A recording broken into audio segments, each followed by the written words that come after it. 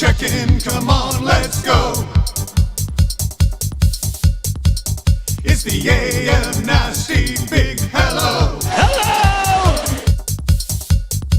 It's not static, AM radio. It's the cool and red hot Nielson Show. Let's go.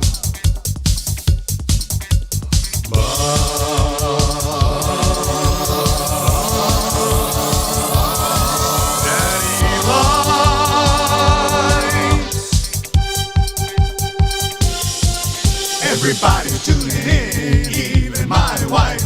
Mommy likes too. And those Macramalla intros are cutting like a knife. Hey, it's Mitch texting in, he's your dealer for life. The crack of 6 o'clock, I'm logging with some sirloin bites.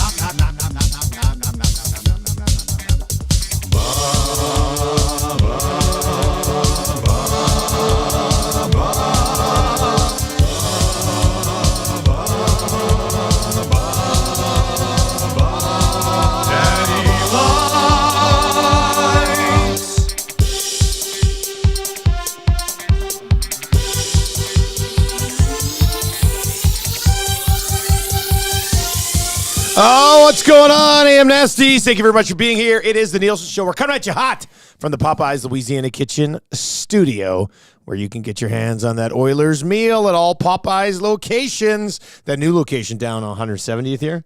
It is looking fancy, isn't it? It doesn't look like a fancy boy. It's about to hatch. Oh, okay? Like man, it looks real nice. Real nice. Oilers meal right now. Get the Collector's Cup, $16.99. You get the spicier regular chicken sandwich. You get the nugs. You get the Cajun fries. You get the dipping sauce. You get the medium drink. You get the Collector's Cup. It's beautiful. Shout out to Furby and his team at Popeyes for doing good things with chicken. How are you doing today, buddy? What's going on? I'm doing great because you know what today is? Today is the day after Awanik's birthday. Well, and we're gonna have to get he went to his folks' place, I think, for a supper. Hey.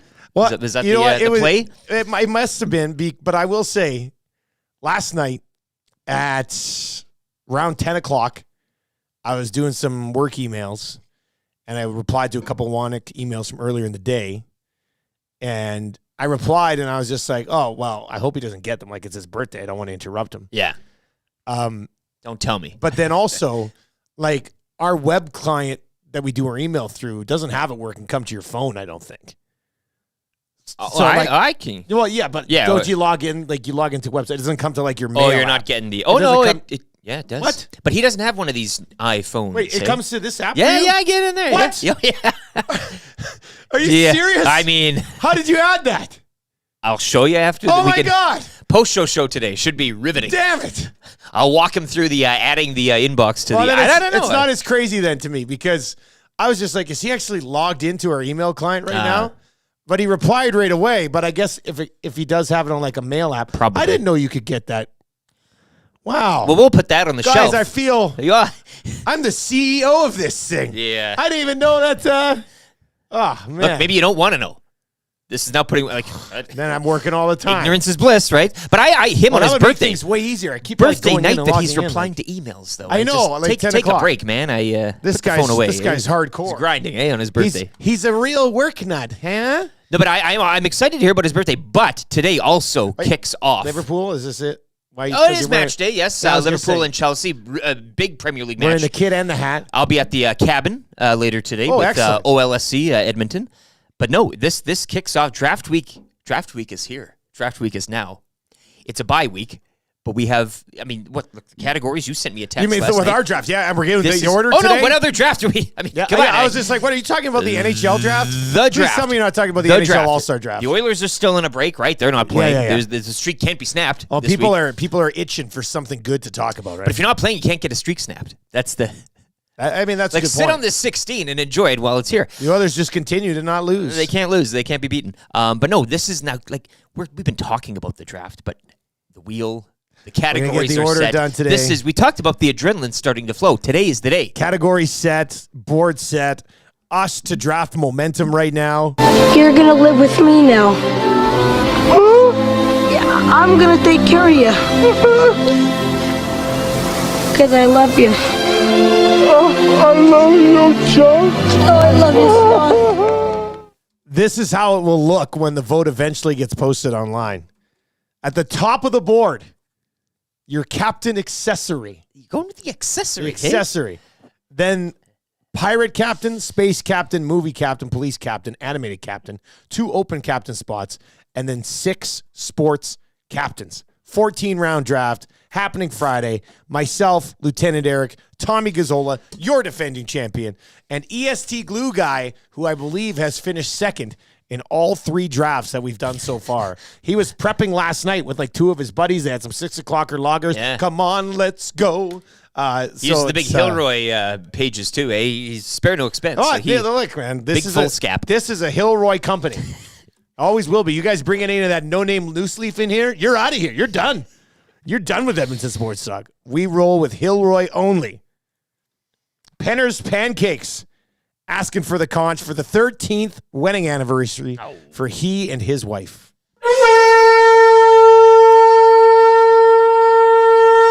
You'll definitely get some now. All right, but I got a conch from the boys. Please.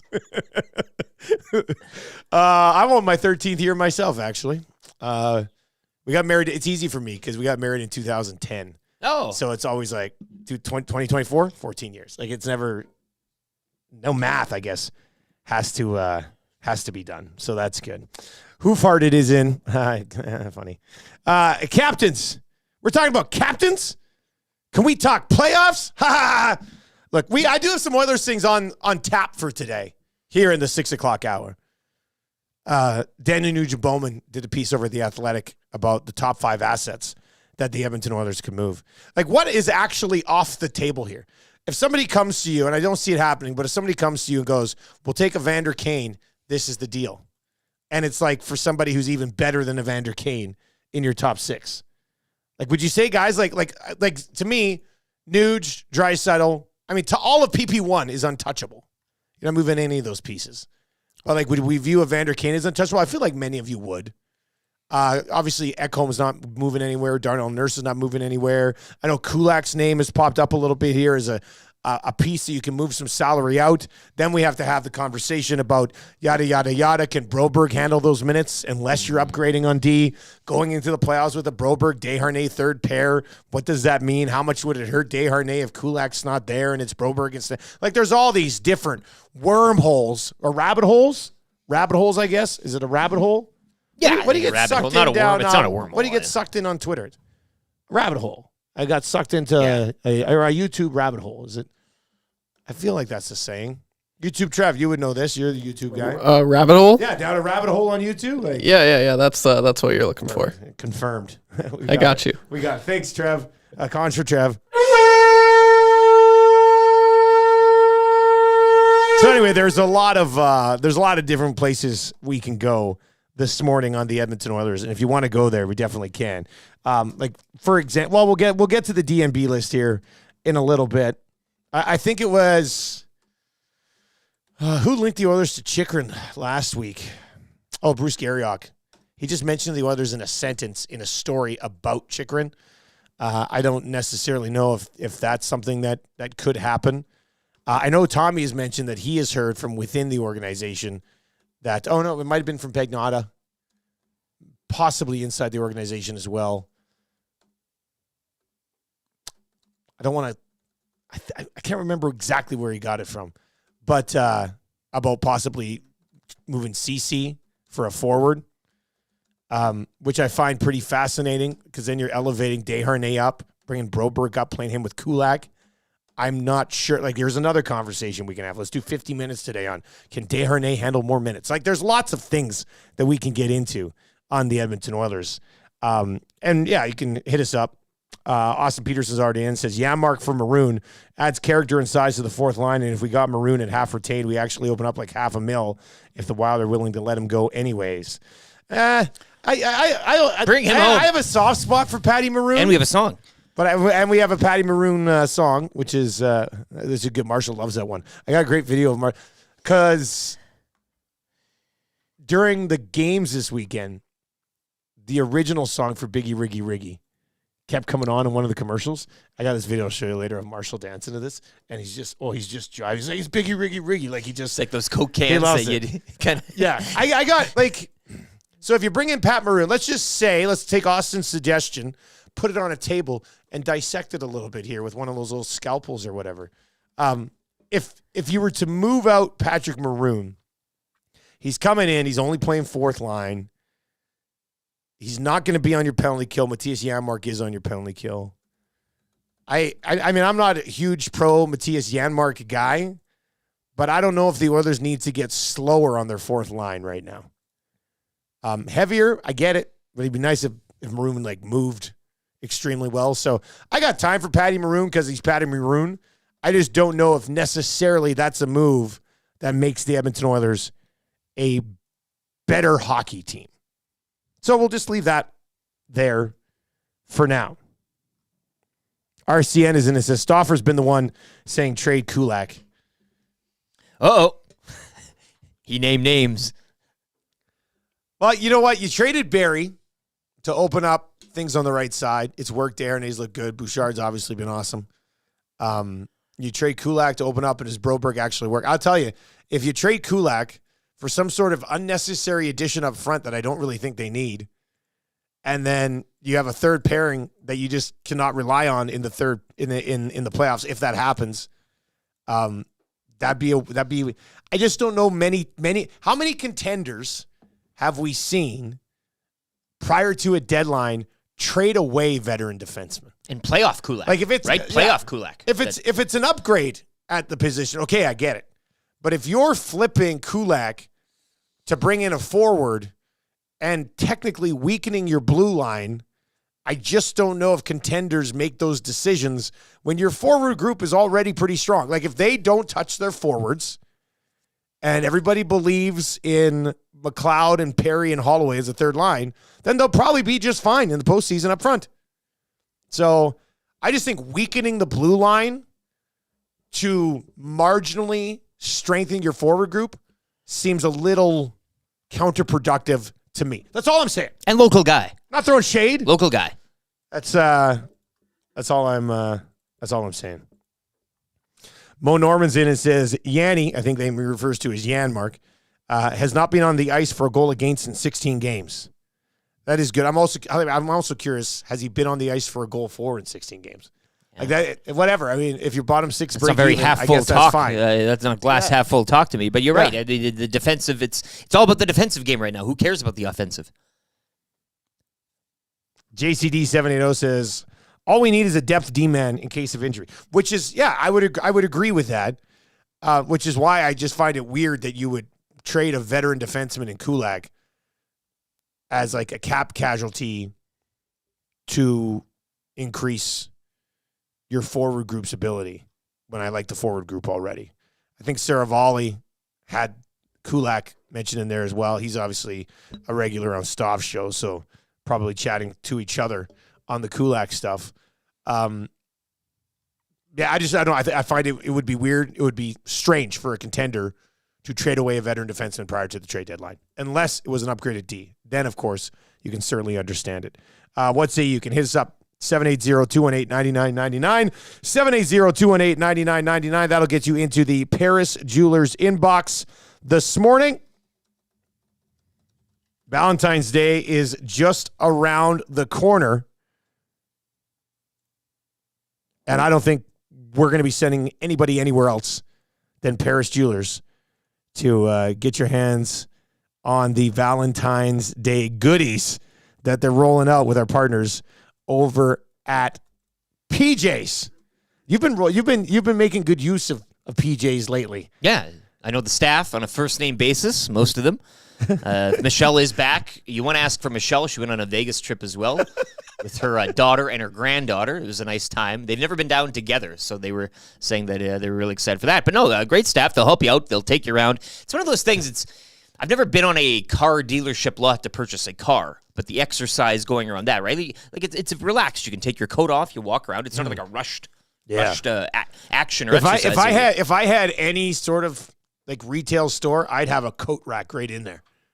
How much more comfortable would you be shopping if you go in, take off your coat, and hang it? You're not rushed. Yeah. That'd be pretty cool. It's a nice process. Nice people again. This guy's like Norm at Cheers. Yeah. At Paris Jewelers. Yeah. He walks in there and they're like, "Hey, LTE," and he's like, "Oh, PJs." I sit at the counter with my little napkin.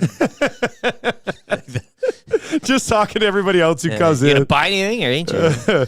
Paris Jewelers, Canadian and family owned, 22 locations across Canada. They've got Valentine's Day gifts for every budget. The new collection is now live in stores and online at www.parisjewelers.com. Plus, they have the flexible financing options, including do not pay for 1 year. Love now, pay later. Tell him EST sent you. Yeah. Yeah. Tell them exactly that. 780-218-9999. 780-218-9999. Could win text of the day for A&W. You got to get your hands on this spicy dill pickle mama burger. They got another special coming down the pipe here right away. So if you want to get in on this bloody pickle party, you got to do it now. It's available right now also in a buddy burger starting at $3.99. 3 grass-fed beef burgers topped with pickles and onion slice, real cheddar cheese, slathered in creamy spicy dill pickle sauce. Available for a limited time only at A&W. Tina from A&W yesterday said when they drop their new special, she wants to drop some off one morning here for the boys, for the crew, which will be fun. I won't argue with that. Yeah. I said swing on by, or just swing by the mall, pop into Paris Jewelers, and drop it off with Eric there. I've got PTSD Allen coming in again with whistle dogs. Hey, hey, surprise! The new. Yeah, I like that idea of just sending people to get business done at PJ's because that's where you're always hanging out. That's too good. You guys, Macramalla intro's already landing in that Paris Jewelers inbox. I do want to get to this one quickly just because it ties in the pickle party. Yeah, Eric Macramalla, legal analyst and guy currently appealing his restraining order from the A&W mascot and banned from the use of the phrase pickle party. Only at A&W. Let's lay out the show for you today. It's for, I know it's always like, how can you do a show in Edmonton without the Oilers playing? But there's always lots of things to discuss. Edmonton Sports Talk. Especially it says on the about hat, the Oilers. right? This hat does not say Edmonton Oilers only. Yeah. It says Edmonton, and then it says Sports Talk, which means we are going to dive into the running back picture in CFL free agency. Tampering window opens on Sunday. Will Stanback even be there then? So we got lots to get into on that. Even Paris Jewelers are getting a few to sell come springtime. Hey, Yeah. There's so many running backs out there that You want a running back? You know what? The Elks don't need a running back. They got Kevin Brown. Calgary doesn't need a. It's sitting going to be tight. very interesting. Yeah. The running back game is going to be very interesting come free agency. So we'll get a look at a look at that list. The Prime Radio CFL play-by-play job has opened up with the Riders as well. They're looking for a new voice of the Saskatchewan Roughriders. the balls have dropped. Oh, it's time now. whatever. So we'll get into that a little bit here after 6:30 this morning as well. I says pardon coming up in the 6 o'clock hour. Spoiler alert, it's probably going to be about the Calgary Flames. So we'll get to that here before 7 o'clock. And, of course, if you need a conch at any time, just hit us up, 780-218-9999, or in the nasty chat as well, where Jimmy just says moments ago, I'd trade my wife to move the Campbell contract. He likely sticks around as a third stringer for the playoffs, or should I say cup run? Yeah. I think, what is today? This is an important day. Last day It's of the January. middle of like this break week. We are officially changing the wording of playoffs to cup run. Ooh. There will be no more talk about playoffs. There will only be talk about cup run. Lieutenant Eric, are you okay with this? It's a ballsy move by Edmonton Sports Talk. Well, you did call a shutout midway through the second, way back when. Skinner shut out the It Caps. was around American Thanksgiving. Never been the same since. And we are past American Thanksgiving, I guess, right? So I guess maybe you can start changing I think the so. conversation here. You too, Trev? What say you on only referring to the playoffs as the cup run? I love that idea. I think I'm it's real absolutely nice. for it. Yeah, okay, let's lock that in. I might even tweet it out to make it official. Edmonton Sports Talk will only refer to the playoffs as the cup run moving forward. I'll take you, if we're looking for Puritan tests, it's their cup to lose. I mean, it's the How's that sound? It's Their the- cup oh, to lose. wow. It's their cup to lose. It would be the all-time backfire if they fall apart and miss the playoffs. Ugh, that would suck. Are we not fans? You can't say that. What? Tommy, he'll choke you out. Their cup to lose. Jamie McLennan coming up here just after 7 o'clock this morning. We'll get his thoughts on modifying the Oilers. Like, Not just adding somebody, but like moving out a piece as an upgrade, which I think a lot of us aren't even thinking about really. Like you're mostly just being like, well, how can they spend this $1 million at the deadline? Fourth liner here, 7th man there. Is it too sketchy to try to like significantly upgrade the roster? I feel like it probably is, but we can get into that with Noodles a little bit. I also want to know who he'd take first in a captain's draft. Jack Sparrow yesterday for Craig Button. Cool Bet hotline of the day coming up here around 7:20. Free advice for Damon Bunting, your local slumlord trainer. Visit him, www.damonbunting.com, buying or selling. He's your guy. 7:30 this morning, we'll go there. Eric Macramalla will join us. Macramalla with a bunch of tweets on the legal situation facing 5 former Canadian junior hockey players. So he'll give us the full update on what we should expect there. I believe it was Westhead on TSN that said with the backlog in Canadian courts, these guys might not have their trial until 2026. It's January 2024. So I guess, well, we'll get to Macramalla. Like, what happens over the next 2 years if this trial doesn't start until 2026? Kind of easy trivia for Mr. Mike's. 3 questions too many for Park Mazda. Lieutenant Eric's weekly rankings of power. Power. That's coming up around 8:20 today. Greg Wyshynski, fresh off a fresh bebe. He's going to return to the show today. Had the last couple weeks off being a new daddy once again. You just give him advice throughout the entire segment. Yeah. On fathering. And I know there'll be like people who are like, oh, Wyshynski and the others, I'm surprised he even sleeps with anybody. You know, like that's just how people are. But Wyshynski is married. He's got 2 children now, and he's a grown adult. Family of 4. Does a great job. He's joined us for a long time. Wyshynski will be by for Metal Supermarkets, your convenience stores for Metal. Draft order determined around 8:40 today for this captain's draft. As we said yesterday, we're not really overly particular. If I end up with the first choice of picks, I might end up taking the 4-5 swing. I don't even think it's a crazy take. That's where I'm going. You'd be That's where I'm considering going. that too. I'll get that cat out of the bag. Yeah, So 4-5 swing would be great. we'll see how. Like, I wonder where Jay and Tommy would be on this. I don't know if they value the 4-5 swing like we value the 4-5 I don't mind number swing. 1 because you do get a swing there as well, but I the pressure of selecting first, I don't think I'd want that. 2 you don't want. Give me the 4-5. We're gunning for the 4-5. Mo is in this morning and says, is Tommy still gatekeeping fandom? As Iwanek called him out on the oil stream on Monday. It was funny. Spicy mad Iwanek.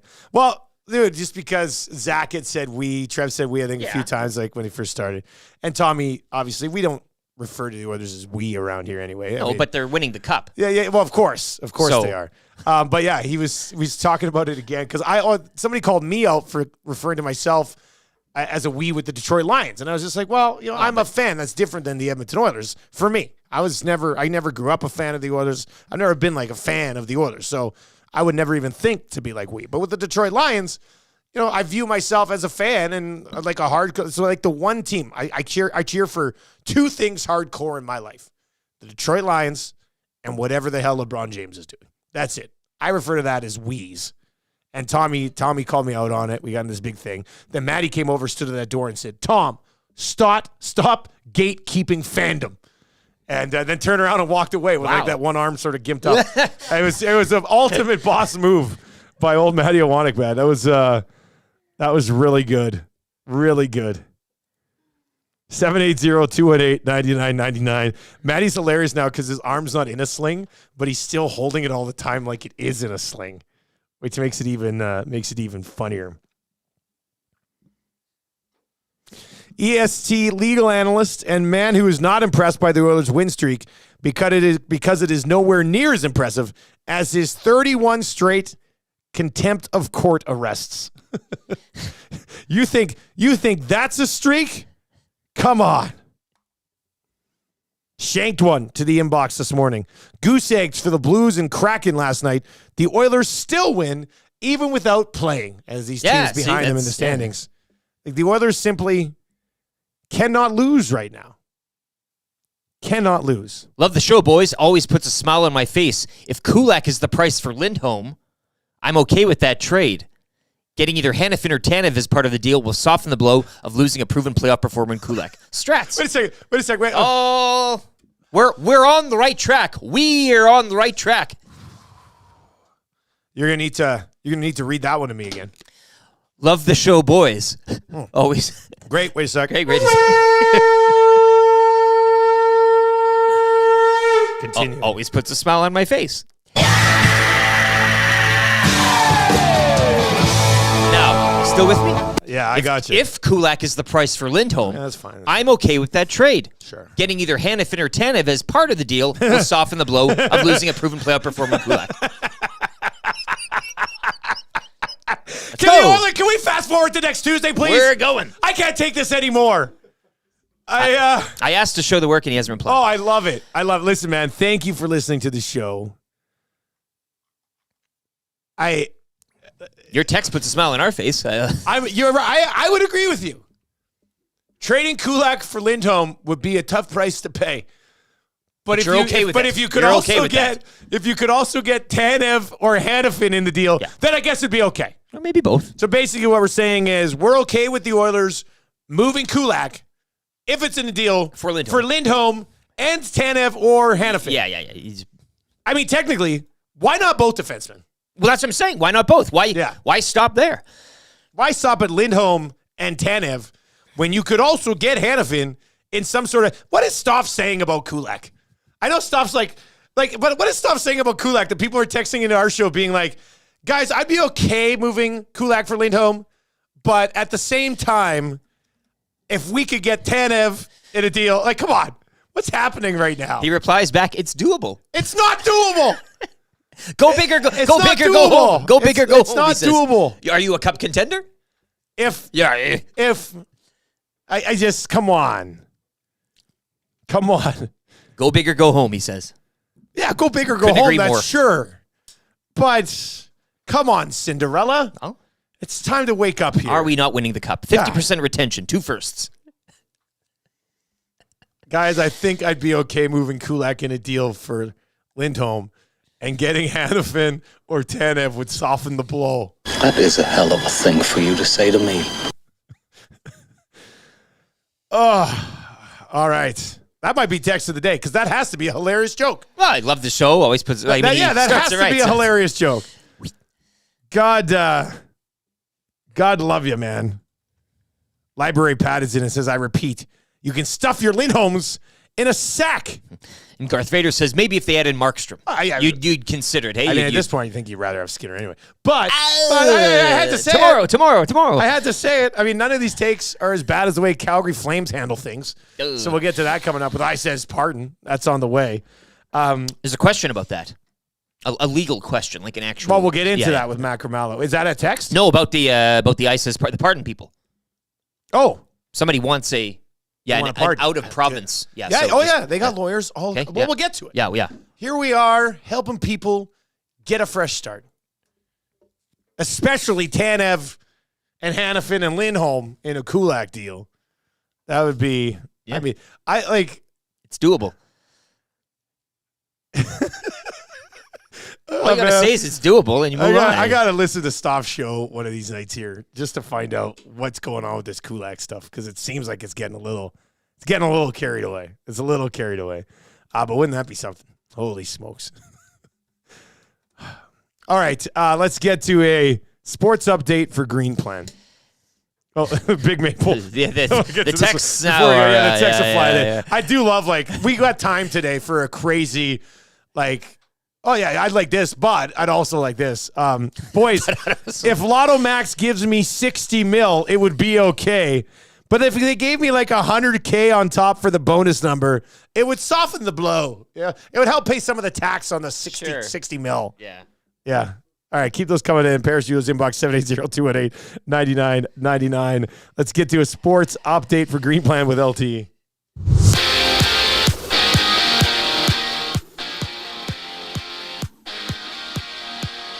Pair of shutouts last night in the NHL. Elvis Merzlikins, 21 saves. Columbus over St. Louis, 1-0. And Mackenzie Blackwood stopping 32 as the Sharks blank the Kraken 2-0. Oilers back in action next Tuesday in Vegas as they chase 17 straight wins. Tonight, Ottawa visit Detroit, Nashville host LA, and San Jose and Anaheim to take on the Ducks. NBA action saw the Hawks over the Lakers 138-122. Raptors with a 118-107 win in Chicago, snapping a season-high 5-game losing streak. 10 games around the NBA tonight, including an emotional return as Damian Lillard back in Portland as the Bucks visit the Trailblazers. Oil Kings dropping one in Lethbridge 4-2 to the Hurricanes. The club returned home to host the Hitmen on Friday. Bonneville 6-2 winners up in Fort McMurray last night in AJHL action. Tonight, Camrose host Lloyd while Brooks visit Sherwood Park. You can join the entire Edmonton Sports Talk crew at the Centric Casino Sports Bar and Lounge for Super Bowl 58, the big game, February 11th. Menu items under $10, cans of 6 o'clock or lager. Your chance at prizing throughout the day, and a chance to meet the one and only Renee. The sports update brought to you by Green Plan, providing you with award-winning environmental planning and consulting services. Whether it's municipal, industrial, or residential, plan it right with Green Plan. Visit green-plan.com or give them a call, 780-455-4292.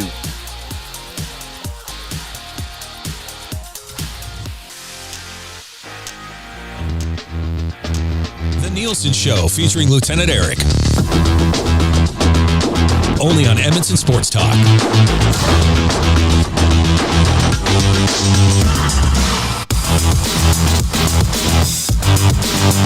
6:33 on the Nielson Show. 780-218-9999.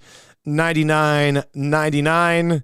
And we're looking at what would the Flames have to add to Lindholm and Hanifin to get Kulak? Or for even Kenny to pick up the phone. Like, does it have to be Tanev, or could it be something else? I just think to get Kenny's attention, too. Like, you need to, 780-218-9999. 780-218-9999. Sandman, I figured out how we could get Bonds and Sosa, and we wouldn't cost that much. Like that is a great line. Yeah, exactly. Love That it. is good. Love it. That's a deep pull. That's I like that. Hey, guys, I'd be okay trading Kulak for Crosby. And it's a little more palatable if Carlson comes along as well. I mean, that would certainly You'd have help. time for it, hey? That would certainly help time things. for that, yeah. Yeah, that would help things for sure. I mean, if we're looking at things that are kind of reasonable, keep those suggestions rolling in.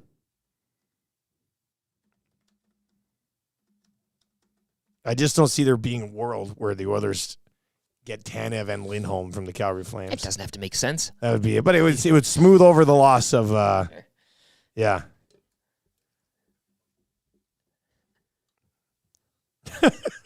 This text is in from Ken, says, just say it, guys. Stoff is trying to run Kulak out of town.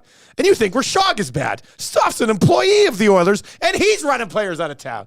Stoff's never running players out of town. He's just sharing thoughts on things. That's different. Just talking. I think that's right?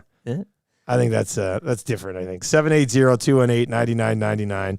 780-218-9999. You can send your Macramalla intros over. You can send over a few of these other bad boys as well that have been rolling in. ESC legal analyst and guy whose tampering window never really closes. Keep that thing open a crack, hey? Eric Macramalla. Yeah. That's a good one. ESC legal analyst and guy who had to shake it off when he learned he wasn't going to be a part of Travis Kelce's fun and special Valentine's Day plans anymore. That comes from Jeff down in YYZ this morning. So, keep those rolling along. And we'll get to a few more of those as we work our way through the show this morning. All right, let's get into I Says Pardon, brought to you by our fine partners at Lawyer Central. Get a clean slate for an affordable rate. Everybody makes stupid mistakes. If you're still paying for yours, you don't have to. Visit www.lawyer-central.com/pardons or call 1-888-288-8177 to find out more about getting a pardon. Many of you have probably thought, oh, it's such a hassle. It's tough to do this, tough to do that. Let our guys at Lawyer Central take care of you here. And for the guy who texted in out of did you see it? Out of Ontario, yeah. Yeah, he says a guy I work with is afraid to travel to New Brunswick because of something from 20 years ago. I'll send him their way. I'm very curious, but send it to the website. Yeah. Who's been on the lam from New Brunswick? Afraid to go back to New Brunswick. For the last 2 decades. I mean, I think we have to be kind of careful on, I hope he's not on, a murder charge. I mean, you're probably not going to be able to get a pardon for that. But if you had a little bit of weed with you in the 80s, you probably can get I guess 20 years ago would be the early 2000s now. That scares me a little bit. But yeah, they've got lawyers all across the country. Just visit them, lawyer-central.com/pardons, or call 1-888-288-8177. No shame, no feeling. No. Talk to them. We won't. Hey, what's the worst case scenario? Things have to stay the same for you? Yeah. Oh, well. You don't go to New Brunswick. Best case scenario is you can go to New Brunswick again. People can be like, man, I thought you weren't allowed back. They're waiting for him, eh? Why would you? That's amazing. I want the details. What a of the cliffhanger! story. Yeah. This is like the pre-break mid-season 2 of a good show. You're like, cliffhanger. Why was this guy's friend not allowed to go back to New Brunswick for 20 years? The new season of True Detective, hey? Yeah. Maritime edition. I'm still only 2 episodes in. Have you watched the 3rd one yet? I watched episode 2 last night. Okay. Yeah. With the Frozen? Was that not nuts? Man. This I'm loving True it. Detective show, which I guess is loosely Lawyer Central, True Detective. Yeah. It's scary. It scares me. I don't necessarily want to watch it in the dark. Yeah. And that has nothing to do with Jodie Foster's performance. No, but she can be scary. Yes. Yeah. Yeah, she can be a little creepy, I think. Yeah.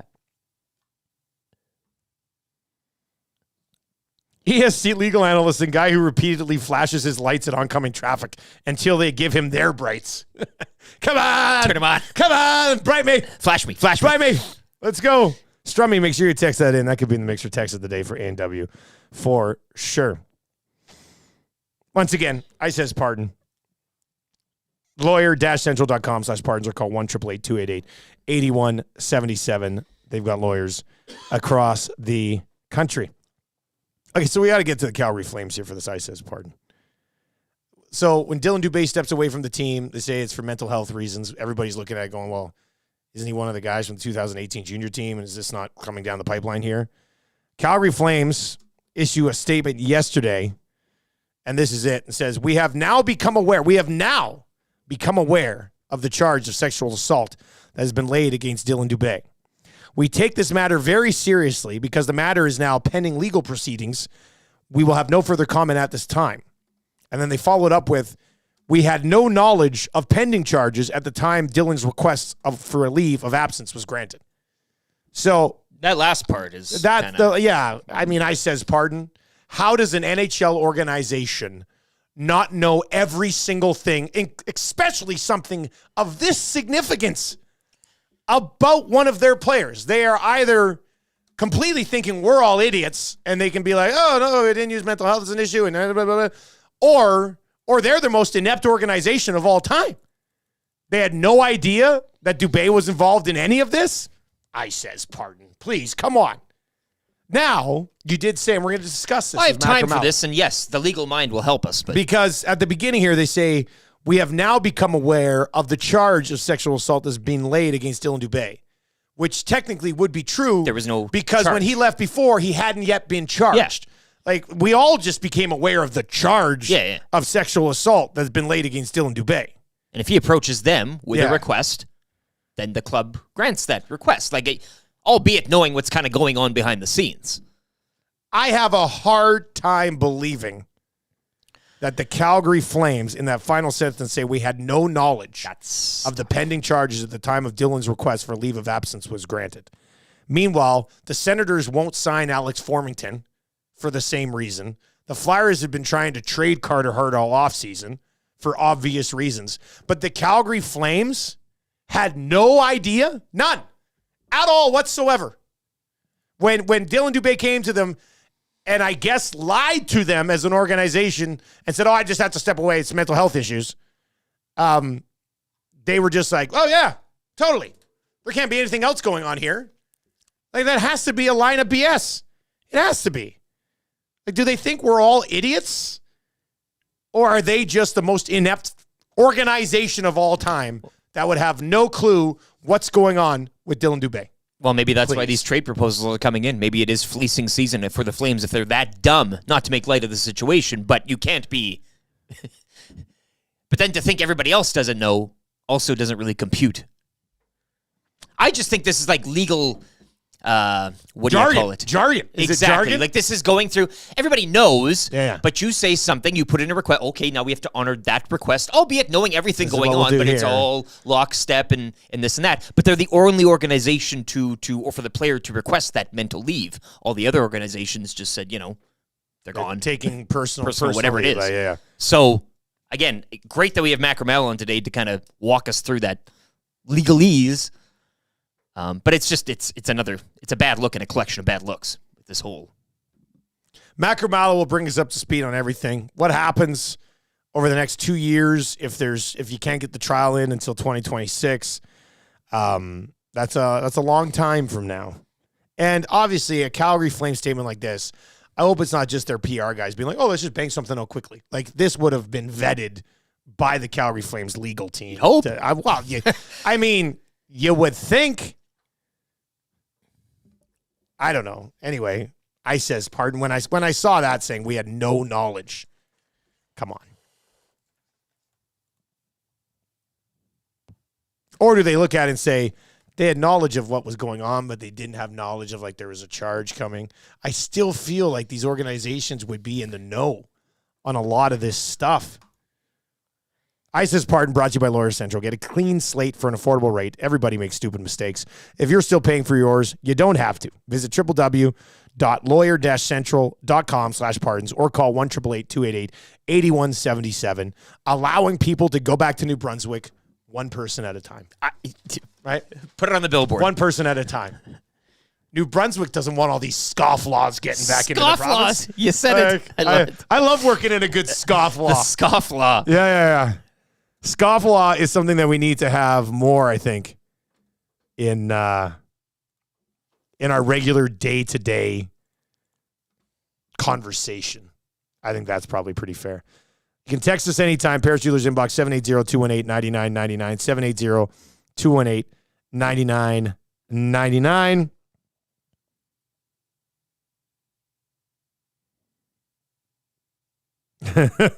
VR Montenegro to the inbox. I'd be willing to trade Kulak for one player only, Ron Francis. And maybe Matt Sundin if you can That's get a good. three-way. I like sneaking that one in. I like that. This is a good one too. This is a great one. Tanev and Lindholm for Kulak is all right, but but I do like this. This is the way. This is the way. Tanev and Lindholm for Kulak is all right, but blank. Fill that in. Let's save this text because this could be a mix. This could be the front runner for text of the day.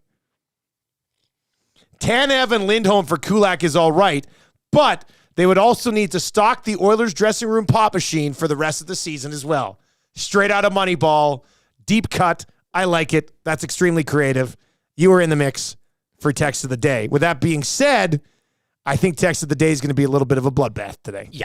Between these Kulak texts and Macramalla intros, it's going to be a tough one. Kent, the St. Albert Sparky. Is that who sent that in? Good pull, yeah. And you mentioned the Moneyball, I think, on TV again last night. Moneyball's on TV all the time. As is tradition. And it almost always sucks me in. I know. If I wasn't rewatching Suits for the 5th time, I'd probably be watching Moneyball twice a week. If I didn't have Twister on. Yeah, the entire time. Man, Twister got a good TV run, didn't it? Yeah. And I'm okay with that, too. Sure. I love a good Twister TV run.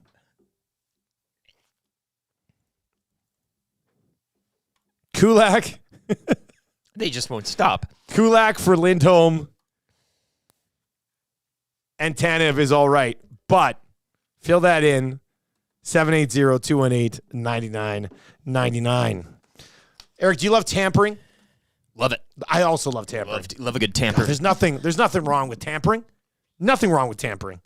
And the CFL is going to be entering their tampering window on February 4th. Free agency begins February 13th. We will have full free agency coverage on the 13th on our show, on the Hangout, on the Lock Shop. Then I think we're going to do like some special programming after our regular Two Guys and a Goalie that day. Mind you, Gager and Cass are both big CFL fans. I'm sure we can get into a little bit of a conversation with them as well.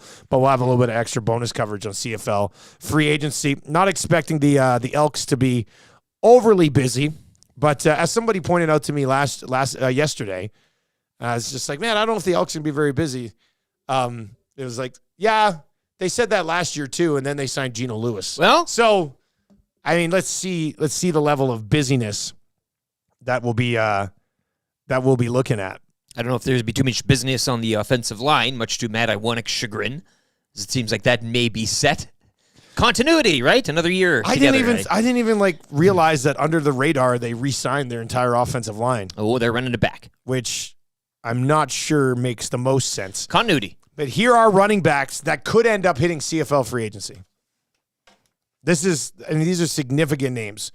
Stanback was just released as per his request from the Montreal Alouettes. I believe I saw a quote of Machocha saying that he's just become too expensive for this team. Here are free agents at the running back position that can start tampering, if they haven't already, on Sunday. AJ Ouellette of the Toronto Argos. I mean, we know what this guy's done the last few years. Brady Oliveira of the Winnipeg Blue Bombers. Jamal Morrow of your Saskatchewan Roughriders. Well. Kadeem Carey. Calgary's already re-signed Dedrick Mills and Peyton Logan. So there will not be a contract coming for Kadeem Carey, I would think. Position of great wealth there with that. Devontae Williams had an excellent season. And then William Stanback. Eric, let's just play a little game of where they go. Oh, man. Well, for example, you where they're not going to go, Hamilton has James Butler. Yeah. So they don't need a running back. Elks have Kevin Brown. Calgary already has Dedrick Mills, who Dedrick Mills is going to be a star. BC has Mizell. I don't think they were probably over happy with him last year. I'd like to see the Lions add one of these running backs. Brady Oliveira, let's start there. He's still a Bomber when this is all said. Toronto. Well, no way. There are two ways you can go, right? You can go, they all land, and it's like, you want to get nuts? Let's get nuts a little. He goes there. That makes Ouellette expendable, right? They changed their ratio. There's no way the Bombers let Brady Oliveira end up with the Argos. The Bombers did. No chance. The Bombers did re-sign Augustine, did they not? Yeah, but and that would suggest that they're probably going to bring back Brady, at the Canadian kind spot. Of beef up that. I thought, when Harris left, I was like, man, who's going to win this job, Augustine or Brady Oliveira? Because they both had flashes when Harris was still there. Obviously, Brady Oliveira is one. I thought he should have been the MOP this year. I think the Bombers find a way to keep him around there. The Riders, Jamal Morrow is on this list. I don't know if Frankie Hickson's under contract still or not. They brought him back. Okay. They brought him back. I still think there's to be another running back landing there. As the Riders fan, which of these running backs that could be available would you like to see there? Well, I have time for AJ Ouellette. Yeah. But that would depend on, somebody going to Toronto or them filling that spot again. It's a bit of a domino effect. So I wouldn't mind a little AJ Ouellette. I am a Hickson fan, though. I don't know if he's your I don't think you can just roll in with Hickson. No, you got to have something else. You got to have a bit of a spell out. But I'd have time for an AJ Ouellette Hickson duo in the What about backfield, keeping Jamal Morrow? You not like Jamal Morrow? Yeah, I don't mind Jamal Morrow. I think that would be like a lean back plan, a plan B if you want to. I don't test the market. I don't see them. I don't see like a stand back or a going out there and get one of those, like really dumping a lot of money. Maybe it would be interesting if the BC Lions. And I had Mizell in fantasy last year, and he had some games, but you could keep him or you could move on. He was the weak link of their offense. No disrespect. They had an amazing receiving core. They managed to keep a good chunk of those guys around. They lost Dominic Rhymes, but he missed a lot of time last season anyway. Didn't have the year that he had 2 years ago last year. If BC could bring in AJ Ouellette or Stanback, or, any of these guys I think would be an upgrade on what they've got there right now. And then you add that in with VA and the receivers they got. I think like, to me, that's a Grey Cup type move for the BC Lions. What about Morrow? Hosting the Grey Cup. Morrow over, would you make that move? If I'm ranking CFL running backs right now, I would have Morrow ahead of Mizell. I'm not 100% sure if that is like significant offense changing upgrade. Whereas No. AJ Ouellette, Williams had a nice stand back. I think stand he's back still would got be a some nice- juice left there. Nice fit out there. Kadeem Carey even. I mean, if Kadeem Carey stays healthy, I think he could still be a pretty effective running back as well. So, I don't know. This is going to be a lot of fun. I'm very interested to see where these guys land. But what's it's the Oliveira, right? Yeah, but If I don't, like, he would Like be. if he goes to Toronto, say hypothetically, then you would make like then things start to fall. AJ Ouellette would have to. I mean, the ratio there goes into play. But if he's back in Winnipeg, things could kind of settle out as they are. But then it proves the question, as you pointed out too. They'd be giving him money there. Dalton Schoen, things such as that. But I think by the fact that they're letting Jeff Coat go to free agency, I think that Jeff Coat money That's enough. helps them get shown, and not just his money. Yeah. But I would think with whatever else they have, they should probably be able to keep. Like if you're the Bombers and the success that you've had, and I know they've been to 4 straight Grey Cups, they haven't won them. But if you can keep Schoen and Brady Oliveira in an offense that has Nick Dembski and Kenny Lawler and Zach Collaros, I mean you're gonna be the Grey Cup favorite out of the West at least. Show me the money. Open the books. I just never imagined a CFL world where Brady Oliveira is not the star running back for his hometown team in which he grew up cheering for. You know, like that would surprise me. That would surprise me a little bit. But it would be a pinball Argonauts. They That would do be a this. big-time move. They go But, out like, and land big fish. Why every would once the in a while. Argos just not want to keep AJ Ouellette? Changing of the times? I don't know. A shakeup, perhaps? Again, there's a ratio question to be addressed as well with that. Which of these guys, and it will be, like we said, Calgary, Edmonton for sure not in the mix. I don't think. Well, Edmonton doesn't. I mean, a lot of receivers last year. Bringing in after Gino Lewis, so, hey, who's Edmonton to say? signed Dunbar and Kyron Moore last year, we didn't think they were going to get Gino Lewis either. And then, surprise, they got the biggest fish in free agency last year. But they weren't expecting it. Kind of came back around. It was like a secondary thing. I'm just trying to think if Chris Jones is like, oh, let's add somebody to Kevin Brown. I just don't think so. Brown is a workhorse back. You don't need Hell of to a add pop for a market that kind of needs one right now. Hey, How could you spend money on another running back if you just brought back the same offensive line? and Like, Awanik's Tanev. head would And they bring in explode. Tanev. And Tanev, obviously. Which of these running backs do you think ends up maybe not having a chair when this game of musical chairs is all said Can you and done? repeat the list? AJ Ouellette, Brady Oliveira, Jamal Morrow, Kadeem Carey, Devontae Williams, Stanback. Like Williams has age on his side, does he not? Kadeem Carey's maybe a little Williams has older age in on the his tooth. side. I think, and Some injury issues Kadeem as well. Carey can still play. Yeah, when he's healthy. But injury issues, I think he's older than most of these guys. The answer could be him in that Maybe him. in that situation, I think. Anyway, thanks for letting us get that CFL talk, and we had to have it, man. Ooh, it Like, feels good to I tamper a can't bit, wait. hey? We might even have news on tampering. Like, we're going to be the only show in Vegas next week that's like on Wednesday being like, we're going to have Dave Naylor. Naylor's going to be down there. I told him, I said, it'd be sweet if you could swing by the Park MGM and hop on the show with us. He's going to sit down a Super Bowl week, and I'm going to be like, so what's the deal? Why isn't Stanback signed anywhere yet? Let's Like, get tampering. Yeah, I can't wait. We're the That's only gonna one be, on Radio Row there with That's going to be pretty good. Got to bring the shield, hey? You got to just set up the shield somewhere. Yeah.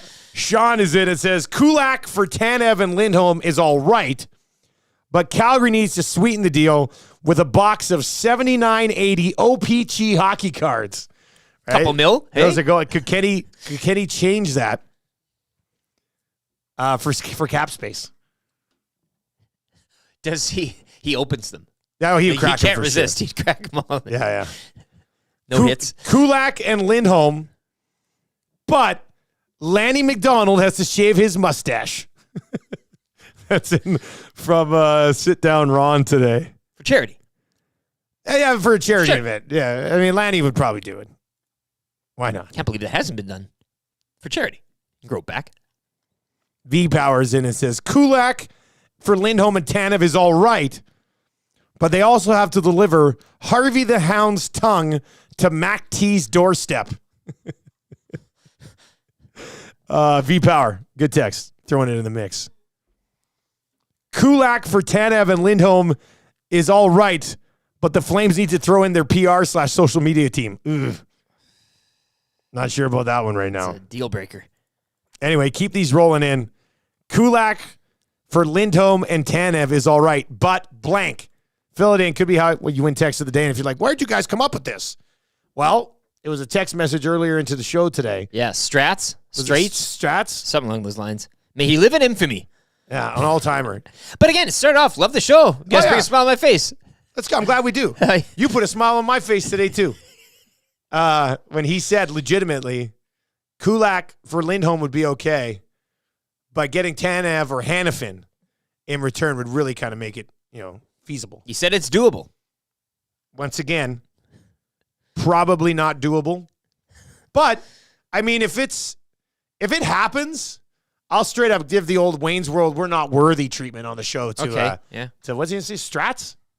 Here is it here. Strats, yeah. Read that text one more time. Okay, yeah. So I'll read all the text. Yeah. Okay. Love the show, boys. Always puts a smile on my face. That's so nice. Great. If Kulak is the price for Lindholm, I'm okay with that trade. Getting either Hanifin or Tanev as part of the deal will soften the blow of losing a proven playoff performer in Kulak. He goes on to say it's doable. Go big or go home. 50% retention, 2 firsts. LOL, the conch is in honor of my life as a 6 o'clocker. You guys are killing me. So he wraps up, brings it home again. Man, you're killing us. I love it.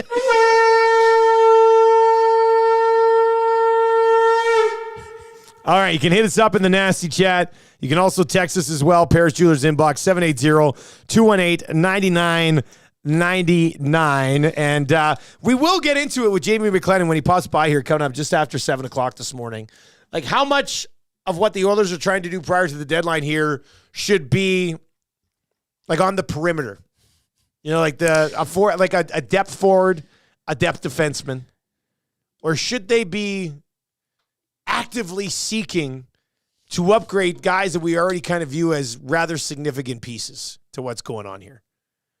And would any team, in their right mind, trade a veteran defenseman when you're a contender prior to the deadline and elevate a guy who's had multiple chances to win a spot on this blue line, hasn't been able to do it, and put him in there come playoff time? Or maybe just that alone logistically seems ridiculous. How about this? You just wait. Keep your powder dry.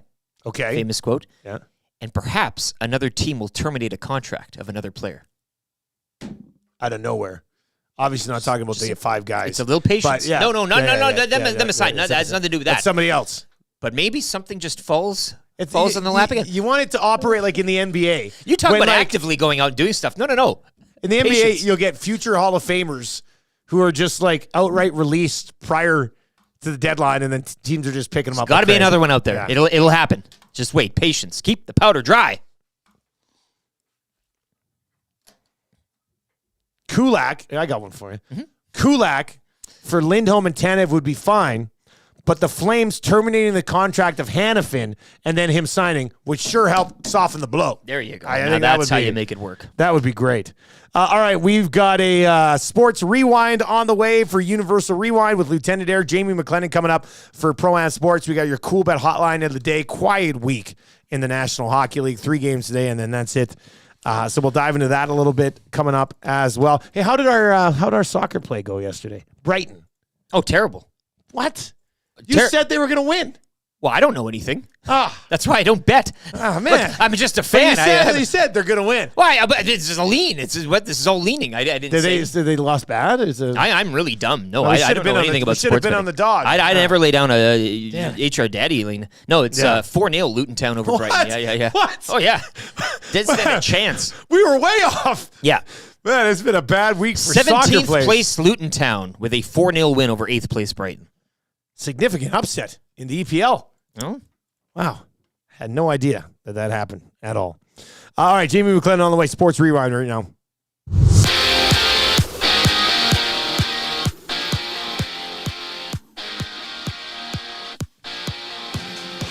Pair of games in the NHL last night. Pair of shutouts as well. Columbus over St. Louis 1-0, and the Sharks blanking the Kraken 2-0. Oilers in Vegas next Tuesday, chasing 17 straight wins. Tonight, Ottawa visit Detroit, Nashville host LA, and San Jose in Anaheim to battle the Ducks. Lakers drop another one, 138-122 to the Hawks. Raptors snapping a season-high 5-game losing streak. They defeat the Bulls 118-107. 10 games in the NBA tonight, including an emotional return, as Damian Lillard back in Portland when the Bucks visit the Trailblazers. Oil Kings losing on the road 4-2 to the Hurricanes. They're back home to host the Hitmen on Friday. Just one game in the AJ last night saw Bonnieville 6-2 winners up at Fort McMurray. Action tonight will see Camrose host Lloyd, while Brooks visit Sherwood Park. Super Bowl 58, Edmonton Sports Talk will be live at the Century Casino Sports Bar and Lounge, Century Casino Fort Road, February 11th. Underground parking, rooms available. Call ahead to book a table. Menu items under $10 and 6 o'clock or lager available in the can throughout the day. Sports Rewind, brought to you by Universal Rewind. LTIR for your electric motors does not exist. Contact Universal Rewind to have them properly maintain your motors. Choose experience, expertise, and quality. Choose Universal Rewind.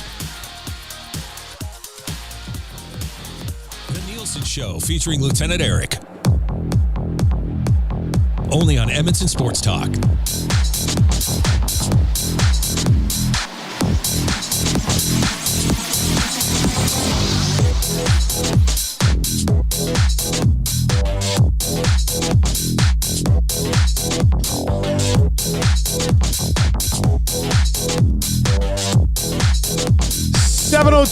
On the Nielson Show, Dustin Nielson and Lieutenant Eric with you. It's going to be kind of warm today, but nothing like yesterday. Yesterday's weather was absolutely insane. 10 degrees warmer in here with old Principe wearing those shorts, eh? Principe rolls in with shorts on. He's ready for spring Sings training. Matthew Awanek, happy birthday. I was thinking yesterday as we were singing happy birthday, like that is the least creative song of all time, eh? But probably the best birthday for Iwanek. Us presenting him a cake with Gene Principe on his flank. That's that was perfect. an all-timer. Yeah, but happy birthday to you. Happy birthday to you. Happy birthday, dear Matt. Happy birthday to you. Like it Never really deconstructed the lyrics like that. How many years have we been singing the birthday song? And nobody's been like, man, we should come up with something way better. Outside of, obviously, the birthday song from the league that we like to play sometimes. But I don't know. I just feel like we're really lazy in the birthday song. When you say it quickly like that, that's the whole thing. Like you basically just drag it out because there's nothing to it. Maybe more like a birthday rap. Like spit a few bars, hey? Now that a freestyle, now that right? would be A cool. freestyle of sorts. That would be cool.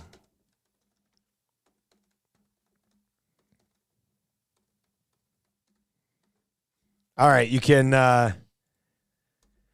hit us up. Paris Jewelers inbox. 780-218-9999. Jamie McLennan is going to be popping by here in just a little bit. We got your Cool Bet hotline of the day coming up. We've got free advice. What do you need help with?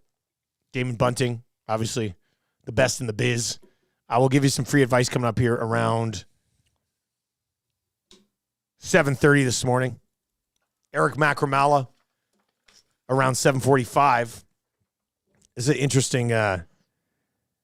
interesting tweet from the Sherwood Park Crusaders. Obviously, there's been that ongoing story with the AJHL, the Crusaders, 4 other teams leaving to go to the BCHL. They can play themselves. They can play each other. However, the Crusaders last night tweeted out, schedule notice, our game tomorrow, January 31st against the Brooks Bandits, has been canceled by the respective teams. More details to follow in the coming days. So the Crusaders and Bandits could have played that game last night. The Saints, they don't have anybody left on the schedule of the 4 teams. So, like, the Saints, I don't know what they're supposed to do. But interesting that the Crusaders and the Bandits canceled the game by the respective teams.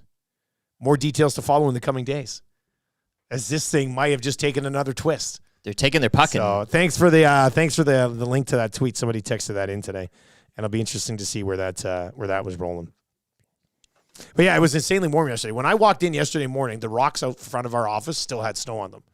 When I went out at 9:45 or whatever it was, snow was all gone. All gone. I can see my neighbor's yard again. It's January 31st. The rink yesterday took a hit. Don't ask. I mean, the rink took a hit yesterday. But as it got colder last night, it looked like it froze over even smoother than it was before. So I'm thinking that the Nielsen Ice Palace comes out of this thing pretty strong. Pretty strong. So fingers crossed on on that one. Big J is in and says, Kulak for Hannafin and Lindholm would be fine if you agree to relocate back to Atlanta and let the big boys play hockey in Alberta. Go Oilers! Alberta's original NHL team. Big J's really firing it up. Yesterday, where was I yesterday? Oh, I was going to tell you this when I came back. I was at Staples yesterday because I go to Staples like once a week. I love Staples. I know them all in there. It's like you at Paris Jewelers. I'm like, hey, what's up? This one lady I talk to her all the time. She's got an accent. She's hilarious. Sure. She's a big NFL fan. Oh, yeah. Yeah. Anyway, so I was at Staples yesterday, and there's some guy in Staples walking around telling random people that the Oilers are going for 17 wins next week in Vegas. I don't know if he was all there, but he's just going around to strangers. Okay. At Staples. Just telling everybody that, hey, you didn't know. Did you know the Oilers have won 16 in a row and are going for the all-time win streak next week? And I was waiting for him to come to me. I was in line. I was like, come on over here, man. I'll talk with you. And he never did. And then by the time I paid, I went to walk out of Staples, and I'm thinking, he's going to be outside in the parking lot. I'm going to get a good piece of this guy. I went out. He's gone. He disappeared. I'm almost wondering if he was a figment of my imagination. Inside Staples, a place that I love, just going around telling people, like maybe it was my mind. If it was your mind, though, we can't talk about it this week. You'd be telling people they're winning the cup. Oh, that's wouldn't right. be like we did officially say the playoffs will no longer be referred to as the playoffs on this show. They will only be referred to moving forward as the cup run. And we'll see how that goes over. You can hit us up in the Nasty Chat on YouTube. Or, of course, you can text us, Paris Jewelers inbox, 780-218-9999, 780-218-9999. Jamie McLennan, our hockey insider today, brought to you by Pro-Am Sports, your locally owned sports memorabilia and apparel specialists. You can find them just north of the Yellowhead, St. Albert Trail, 128th Ave, or visit them online at proamsports.ca. Like you, they are sports nerds, too. They're also AM Nassies. Good boys. Go see the Cooksons. They'll hook you up. Noodles, is it too early for us to just skip over the whole playoff thing and start talking cup run? Like, is that okay, do you think? It might be a bit aggressive. I mean, I always tell people, let's remember where they were 2 months ago.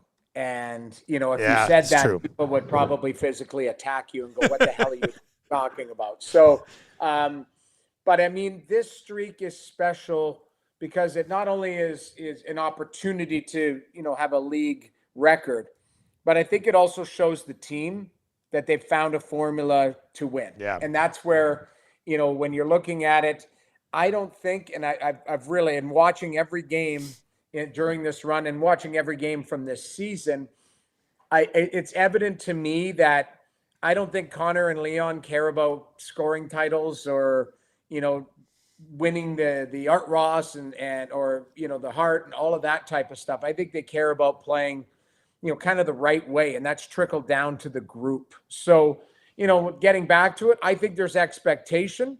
It started at the start of the season when guys got there early. They were focused. Their focus somehow got lost for the first 6 weeks of the season. But this is the team more closely what we expected to hit the ground running right from the start of the season. They're not going to win every night, but they've found a formula where they're comfortable playing in tight games, and then their talent and some of the players will take over. And lost in all this too is Stuart Skinner. I mean, I'm so happy for him because there was many nights when I was getting texts saying they need 2 new goaltenders, not just one, and he's been unbelievable. Well, and that's the one thing. Skinner's always a fascinating discussion. We tried to get into this on Two Guys and a Goalie yesterday with Matt Cassidy and Joaquin Gage and myself. Like, product of the team playing better and the coaching change, or having watched all of the games and all of his starts, would you say there's been significant improvement and changes just in his own game? A little bit of both, because obviously when you're not giving up 23 high-quality chances on a night, you're not being pressed into trying to make these ridiculous saves. So I think it could apply to everybody. Confidence. Like he knows, like, hey, I know what it takes to get my game going. And he's had a couple like brilliant saves at the right time. He made a blocker save the other day at one time where I think it was on Evangelista in the slot. It was ridiculous like that. And then, the rebound, he's looking for it. where that shot before just goes in the net. Like it's just that one just goes in the net where I'm looking at his positioning. He looks more confident in his positioning, but he's not being pressed into flying all over the net going, oh, they missed somebody on the back door and this opportunity. There's more stability in front of him. And I think the stability has come through into his game as well. So there might have been some small tweaks to his game, but I'm more noticing the bigger picture where he's confident, he's playing to his ability, and the group in front of him is doing that as well. One of our listeners texted in this morning because, we call him future Edmonton Sports Talk guest, Bob Stauffer. Stauf's been talking a lot about Kulak and Lindholm down in Calgary there, and Kulak possibly as a cap casualty prior to the deadline. So some guy texted in this morning. He said, Dusty, I'd be okay with Kulak and Lindholm in a trade, but it would sure soften the blow if they could also get Tanev for Hanifin. And I was like, yeah, that'd be great, man. That'd be amazing. Did you think? Would it soften the blow for you? Yeah, of course. Of course. Yeah, I don't even know how those trades would go down. I know. Like, this is where we joke on our show. We've got a guy named Joe from the Bridge, and it's Joe from Woodbridge, and he creates all these trades. Yes. So we could call it, this guy would be, Sam from St. Albert has created all of these trades where it's, why wouldn't this team just trade us, Jacob Markstrom for a 7th rounder? Like, why? And eat $4 million of his salary. Like you can create all these trades in your head. And then you pick up the phone and Craig Conroy just flushes your call and goes, that's not happening. So I there's a wish list and you can put, as many wishes into that jar. I think that jar might be thrown out the window. You just got to be realistic. And they're right. I think there is going to be some tinkering and some trades, but you got to be realistic as to, look at the trade partner, what it would cost to get them, because what's going out the door. I think Lindholm is, regardless of his season this year, he's a really good player that would be coveted from a lot of teams. I think Boston would be in on him.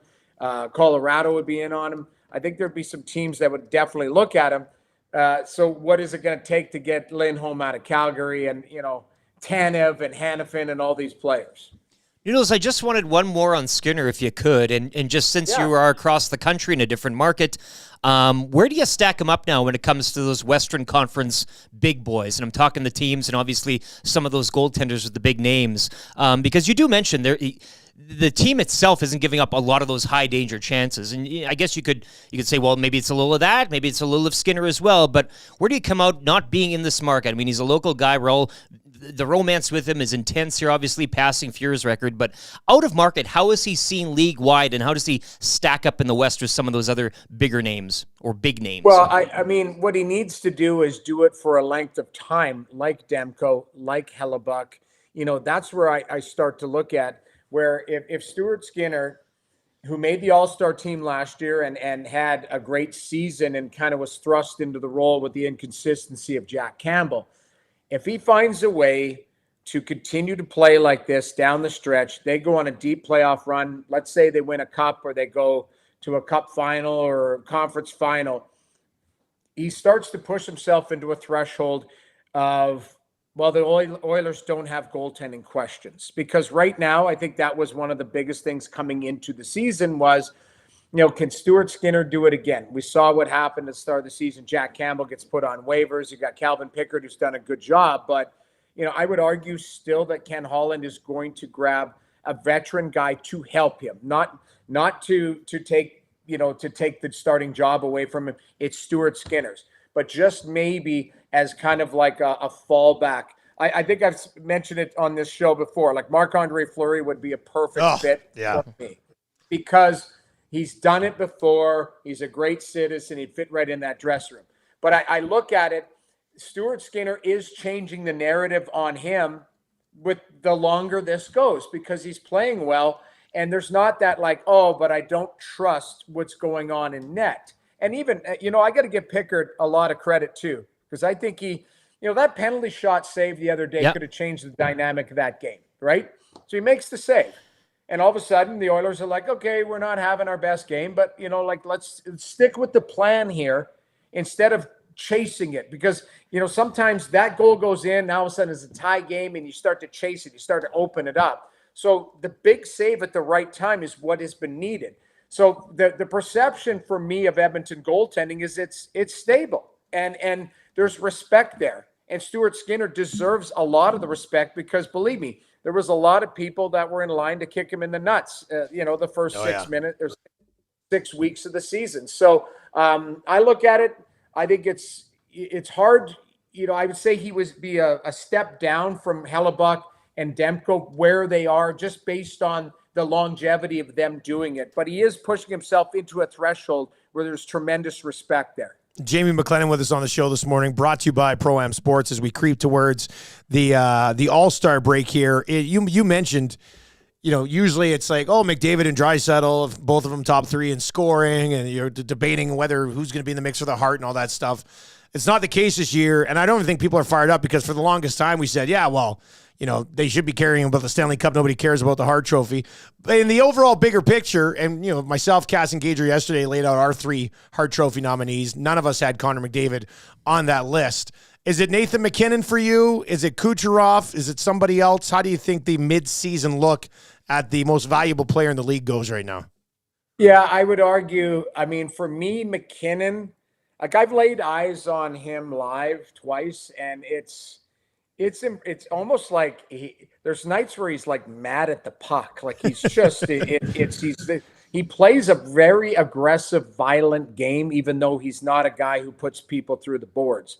But everything about him is full rate and aggressive. And that's kind of when I look at Connor, and the way when Connor's kind of dialed in, Connor's taking hits, giving hits. He's aggressive, like kind of how he played that night against the Toronto Maple Leafs, where he's fighting Morgan Rielly to get to the front of the net. He's pushing off Austin Matthews. I look at MacKinnon doing that. That being said, Nikita Kucherov, they're missing their starting goaltender for the first 2 months of the season.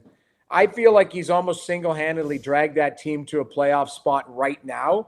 And you look at the points, you look at the production, you look at what he's doing on the power play. Like, it's hard. I think it's a 2-person race. You could argue that Quinn Hughes is in there. You could argue that Hellebuck has been in there. Like, there are guys that deserve it. That being said, during this 16-game stretch, I think Conor McDavid should be there, just based on what he's been able to do with this group. And I just talked about it, the details. It doesn't show up in the stats, but it shows up when you're watching the games going, man, that guy just took a hit to make a great play. I don't even know if he's getting a point, but he's doing something different than what we expect. And you don't get morality points for it. But I do think he's been a lot more important than people give him credit for during this stretch, where he's been the pace car for the group. But it is, for me, coming back to your original question, it's a 2-horse race. It's Kucherov and MacKinnon right now, and then there's a separation, whether it's Hellebuck, Demko, Quinn Hughes, McDavid, guys like that who are in that second tier. And what about Pasternak? Nobody talks about him. Yeah, Pasternak too, for sure. Yeah, Boston's just a top tier team, and people forget about them because they're just expecting them to win every night. Yeah, and he's carrying them offensively a lot again this year too, like MacKinnon and Kucherov in their 2 markets. Noodles, quickly on the Ottawa Senators, dead last in the East here as we head towards the All-Star break. What's the next month look like, do you think, with Ottawa? I think you're looking at, obviously this season, unfortunately, is not a playoff season, so you would look at it as another growth season. Fans would call it lost. So you're looking already to next season to how to shape this team, whether you can get guys at the deadline and have the coaching staff and the management evaluate them, how they fit with the group. And I think there is going to be change. And I don't think it's drastic change, but I said this last night on SportsCenter. They've got a lot of left-handed shots, defensemen. So you've got Chychrun, Chabot, Sanderson, Brandstrom, and they got a kid named Tyler Clevin in the minors, who's really, he's for me, he's a big, mean kind of stay-at-home defenseman that'll be a third-pairing guy minimum. So, not everything fits. They've got all these nice pieces, but you need to make it fit. So I would argue they might have to move one of those left-shot defensemen to get a right-shot defenseman or help the group up front.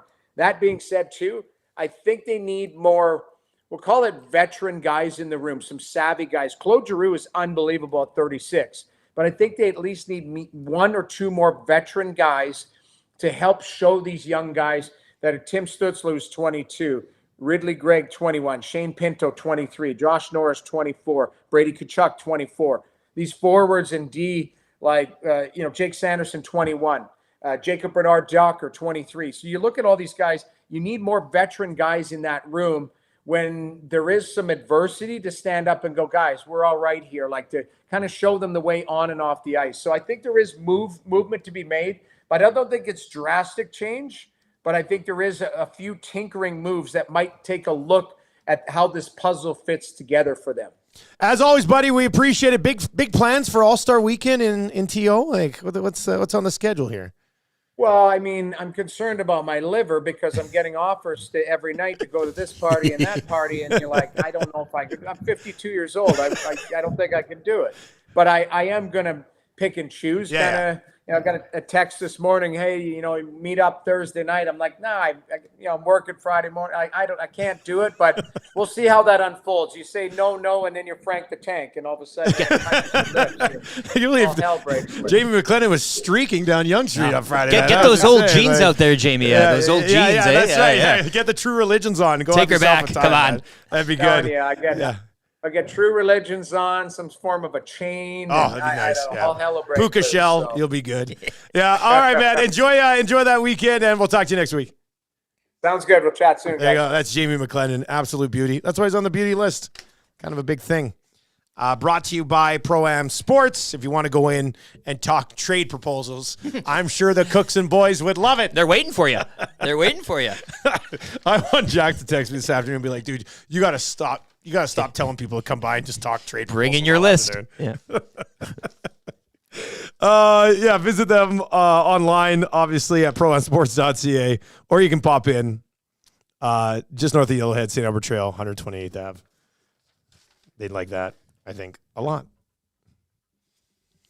Jeffrey's in it says, can't MVP be based on the best combination of defense and offense provided for your team to win the cup? Yeah, well, I mean, in an ideal world, that's what the most valuable player is. That sounds like a valuable player to me. That's outstanding value. Yeah. Yeah. I mean, the whole MVP conversation. Well, it's MVP versus MOP, and that's what the CFL they give out the most outstanding. It's just outstanding. Look at the numbers. Look at the stats. Who's outstanding? Give it to that person. It is funny because in the CFL, I'm always debating like it should be the MVP, right? And in the National Hockey League, you're always looking at MVP, but it always just ends up being like the guys with the most points. Exactly. So what are we doing here? Which is the most outstanding, but like. If you're actually to break it down as most valuable to their team, as I said on Two Guys and a Goalie yesterday, live Tuesdays and Thursdays here at Edmonton Sports Talk on TuneIn or at edmontonsportstalk.com or right here on YouTube. If you're looking at like truly most valuable to their team, goalies should always be in the mix for that. But then they always say, well, the best goalie gets the best. But that doesn't mean the best goalie can't be the league's most valuable player. And I'd argue that Connor Hellebuck on a team that's only allowed 109 goals all season probably deserves to be in that conversation. Him with the Jets and him off the Jets. That's value. That's calculable they're a value. sound defensive team in front of them. Yeah, but I mean, there's levels here, right? And that's a lot of value that you're either I think adding you or could removing. play the style the Jets play because you have a Connor Hellebuck between the pipes too. Okay, so I mean, chicken he's egg not type going to of give thing, up no? a lot of weak things except that one to Darnell Nurse But that I think completely changed things. McDavid shaping up a defensive game to rob a little from his offense. What everybody's been Like, screaming should that out for, hurt him in and the having Hart his Trophy Iserman conversation? moments or whatever you want to say. Yeah, Well, yeah. this should be MVP. This should be more so MVP. Yeah, I would say right now, you're like yesterday. There's a case to be made. Cass Gager and I did lists, and I think we had like 6 different players combined on our 3 lists. None of us had Pasternak, who I do think should be in there. He was my honorable mention. So you're looking at McKinnon and Kucherov. If you go look at the scoring list, they are 17 points ahead of Connor McDavid right now. Doesn't mean he can't catch him. We'll talk about that with the Kubat hotline of the day in a second. Kucherov, McKinnon, Quinn Hughes, Connor Hellebuck, Connor McDavid, David Pasternak, and you know what? Huge Toronto Maple Leafs hater, Matt Cassian, did say that if Austin Matthews scores 65 to 70 goals, he's probably going to end up in the Hart. And right now, he could take a legitimate run at 70. It's an outstanding He's and got valuable 40 number. and 46 if this guy takes a legitimate run at 70 goals, I think you're going to validly put him into that conversation as well. I would think he probably ends up with like 63, 64, 65-ish, which is still an amazing, incredible season. Possibly gets him in the conversation, especially considering he plays for the Leafs. But yeah, I would think there's probably like 6 or 7 legitimate guys that you can make a case for that they should at least be in the top 3. But once again, here in Edmonton, this is a market that doesn't care about Harts and Vezinas and Art Rosses and Norses. This is a market that cares about Stanley Cup runs.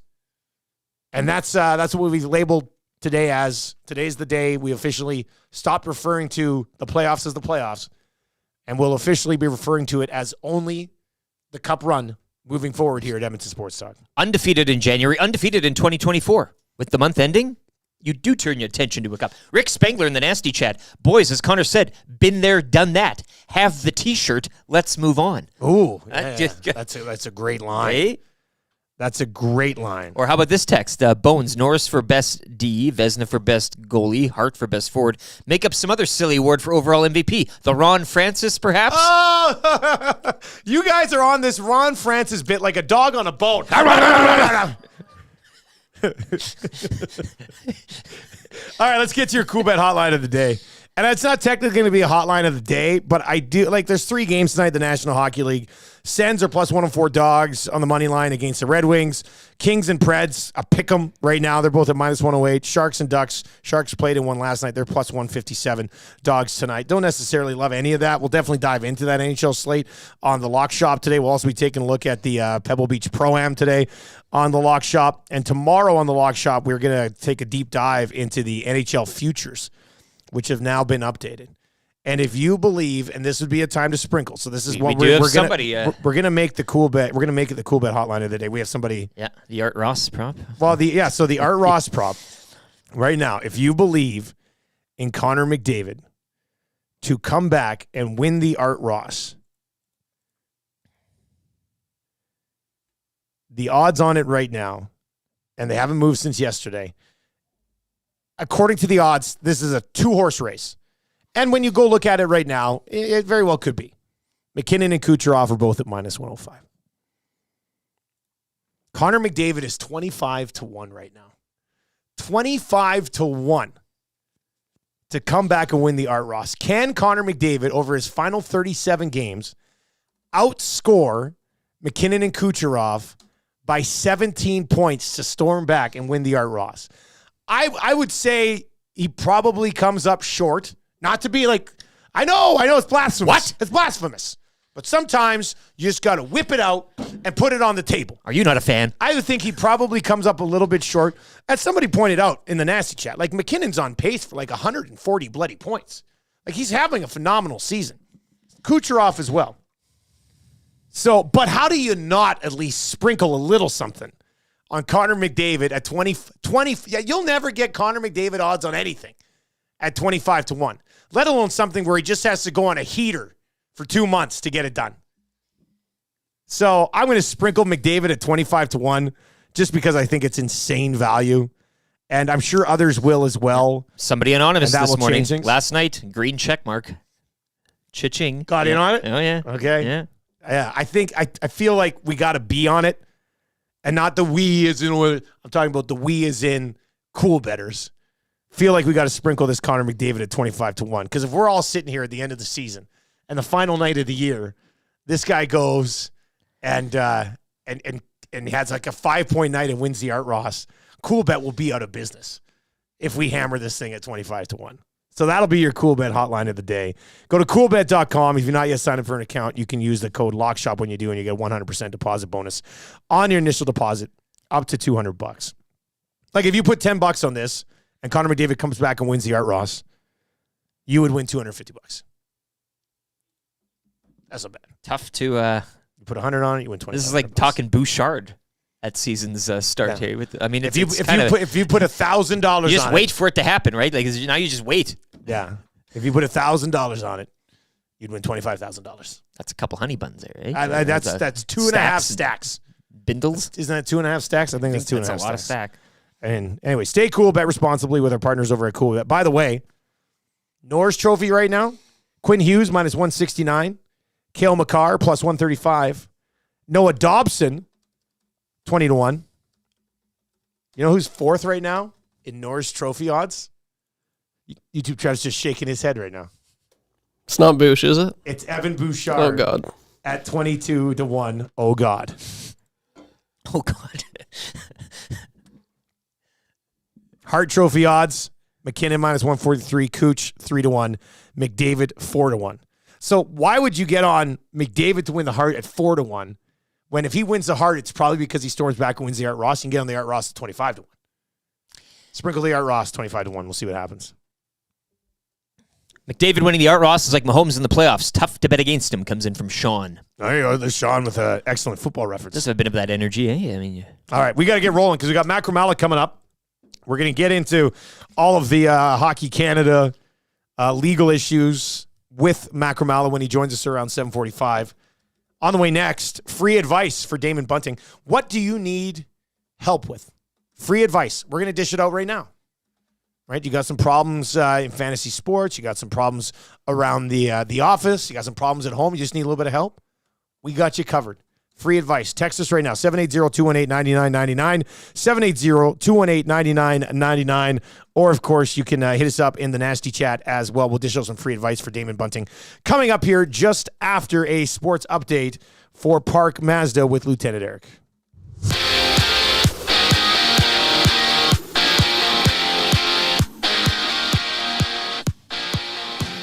pair of games in the NHL last night. A pair of shutouts as the Sharks over the Kraken 2-0 in Columbus, defeating St. Louis 1-0. Oilers back in action Tuesday in Vegas as they'll chase 17 straight wins. Tonight in the NHL, Ottawa visit Detroit, Nashville host LA, and San Jose and Anaheim to take on the Ducks. NBA action last night, so the Raptors snap a season-high 5-game slide with a 118-107 win in Chicago. Hawks over the Lakers 138-122.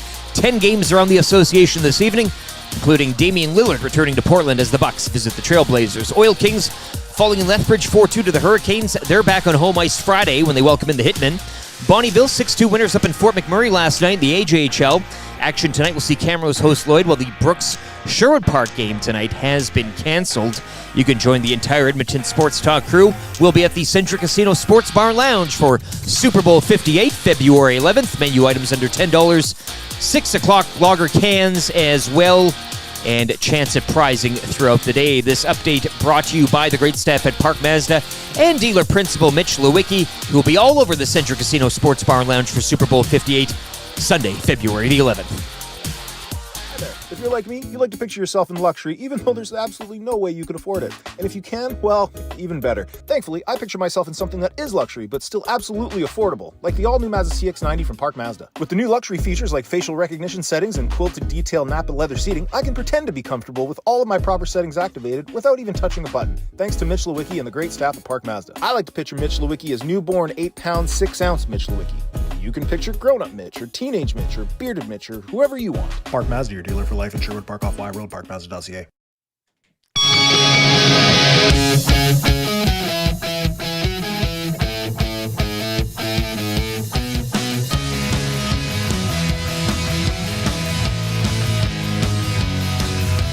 Cross your heart, hope to die. Move your lips, tell another lie. If you're going to curse, choose your words wisely.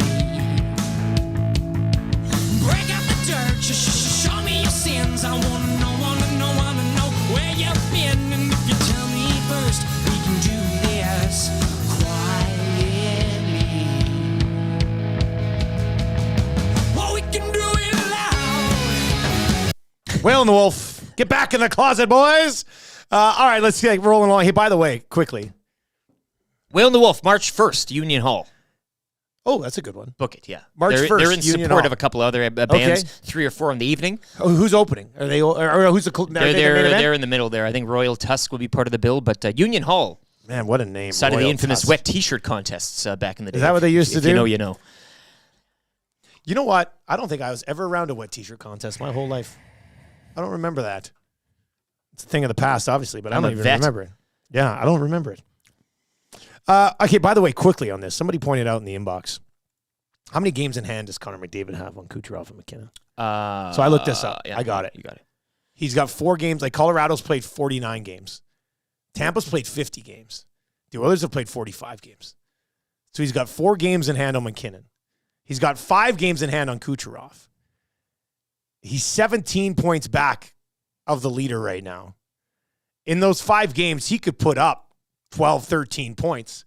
Then he really just needs to outscore them by 4 or 5 points in the other ones to really make it a race. Especially if he knows. Which makes me love this 25-1 even more. Yeah. Like, the only thing that really holds me back from getting on this is that the Oilers are kind of just playing tighter, low-scoring games now. Yeah. So, like, I hesitate a bit on that, but I'm going to bet this right now. With the games in hand, man, I think it's too juicy to turn down. So let's hop on this bad boy right now and see what happens. Donkey chimes in. Paris Jewelers inbox. Good morning from Maui, fellas. Maui. So we haven't been. And we don't have a Hawaii to the on the great list yet. state of Hawaii yet, right? I Zacticum is going to have to put that on the map when he didn't gets want to gloss over that one. That's a good one. Macramalla's on the way. Is that Macramalla actually in the nasty chat today saying he hates Macramalla? Well, it's somebody impersonating else impersonating Macramalla. We'll never know. We'll have to find out. Legal matter in itself, correct? We'll have to find out. I part of me hopes it's him, but part of me hopes it isn't. All right, Damon Bunting. Let's get free advice right now for Damon Bunting. Consistent, top-producing realtor in Edmonton and Western Canada. I mean, what more do you need to know? Buying or selling, he is your guy. He's got a great team working with him. They're community-driven, and he understands what it takes to make a difference in our city. Straight up, because he's a good dude. Check him out. Hop online, www.damonbunting.com, or on Instagram at Damon Bunting Real Estate as well. Buying or selling, he's the man. And if you wanted to do business with just nice people, Damon Bunting and his team fit the bill. Does he have any cats up for adoption? Yeah, you're still in the cat game. Okay. I feel like if you just opened up this roof, you could find a cat. Yeah, I know. They're all around. I think we've. I could go like some people have down the block and just find one walking around and adopt it and say it's yours and kidnap it and true story. We had 3 noises today while we were sitting here before the show. Yeah, that was the last one was fairly violent. Very loud. Very we pronounced. don't think anybody else is in this building right now, so I'm just assuming it's haunted. Goes back to the frogging theory from yesterday. Yeah, that could be the case. That could be the case. What do you need advice with? Hit us up. 780-218-9999. 780-218-9999. Mitch in the park. Is that like our Mitch in the park? It can't be another one, can maybe. there? There's got to only be one Mitch in the park. Fellas, on the 2nd, my wife and I are heading down to Cabo. First time flying with our kiddo, who is now 3. Any tips? Comes from Mitch in the park. Take it away, Big Daddy. Thank you, Eric. As a father, I think I can help you out in this situation. Bring a tablet with shows on it. Oh. That's it. I don't know how long that flight is, but you could probably break it up with like 3 good show stretches. The kids love shows. It's just as simple as that. Elizabeth must ask me to go on her tablet 12 times a day. And then like 1 time a day we'll be like, okay, you can go on the tablet for 15 minutes. And she's like, thank you, Daddy. It's just like the greatest thing ever. So that tablets are toys now. Like, do you ever use a tablet? Do you probably bought it? Did you buy it for them? Like, is it their tablet? The kids each have a little tablet. Okay, and they got like learning games on there. Yeah. We don't let them play. Like, they're not going on and playing GTA. Like, that's not happening. But if they want to go on and play learning games, which are still fun, it's a real good way to trick kids into learning. Yeah. But like when we go on a road trip, when we go to Cranbrook, it's a 7.5-hour drive. So usually like from Red Deer to Calgary, we'll let them watch a show. And then like from Fernie to Cranbrook, it just breaks it up. So yeah, I would say load up an iPad, load up a tablet, and probably mix that in 2 or 3 times on the trip. You're golden, pony boy. You're golden. What else do you need? What else do you need help with today? 780-218-9999. 780-218-9999. This is an interesting hockey question. Dusty, would you trade Stuart Skinner and Quinn Hughes in a keeper league for Bush and Connor Hellebuck? Keeper league. Think about how many points Skinner is going to put up as the Oilers' #1 goalie for the next, whatever, let's just say conservatively 5 to 7 years. Keeper league. And you get Quinn Hughes, and as much as Bouchard's offensive upside is there, Hughes is like still a notch above Trev, what would you do on this one? So It was in a keeper league. So it's not like somebody saying, "Would the Oilers?" This is just a keeper league. Stuart Skinner and Quinn Hughes for Bouchard and Connor Hellebuck. I wouldn't do it. You'd keep Skinner and Hughes? Yeah. Personally. I think I'd probably keep Skinner and Hughes too. Yeah. But this is close. That's very close. I think both guys are coming out of this okay, I think both guys coming out of this all right. All right, let's get to this one. Guys, I need help. I have a couple of buddies who have some decent money. They have a free ticket to Super Bowl for me. Problem is, I'm supposed to be in the middle of a 12-day shift at work. What do I do here? A Super Bowl ticket? Free Super Bowl ticket. Yeah, I mean, I think the conversation starts and stops there. What do you have to do? I'm not sure if quit. How much money do his buddies have? Like, are they taking a PJ? Are they taking a PJ down to the Super Bowl? Or like, does he still have to cover his flights, which are not cheap right now, just because that'll be Super Bowl week? He still has to cover his hotel. Maybe they probably have the ticket though. They probably have the hotel taken care of, so he probably just has to do his own flights or drive. Probably got some days up. You don't want to drive down. Well, I mean, I guess you could drive. I mean, I guess the answer is go to the Super Bowl. You got a free ticket. I mean, unless it causes you. What if they say at work, if you leave and go to the Super Bowl, you're not allowed back here? You leave and go to the Super Bowl. Yeah, and then you know what you do? You go to ClayburnServices.com and you start a career in bricklaying, right? They're looking for apprentices. They're hiring everybody right now. So go enjoy the Super Bowl. Come back and start what might even be a better career with Clayburn. I think that's an all-time move right there. Free Super Bowl ticket. What, are you supposed to say? No, sorry, guys, I can't go to the Super Bowl? Come on.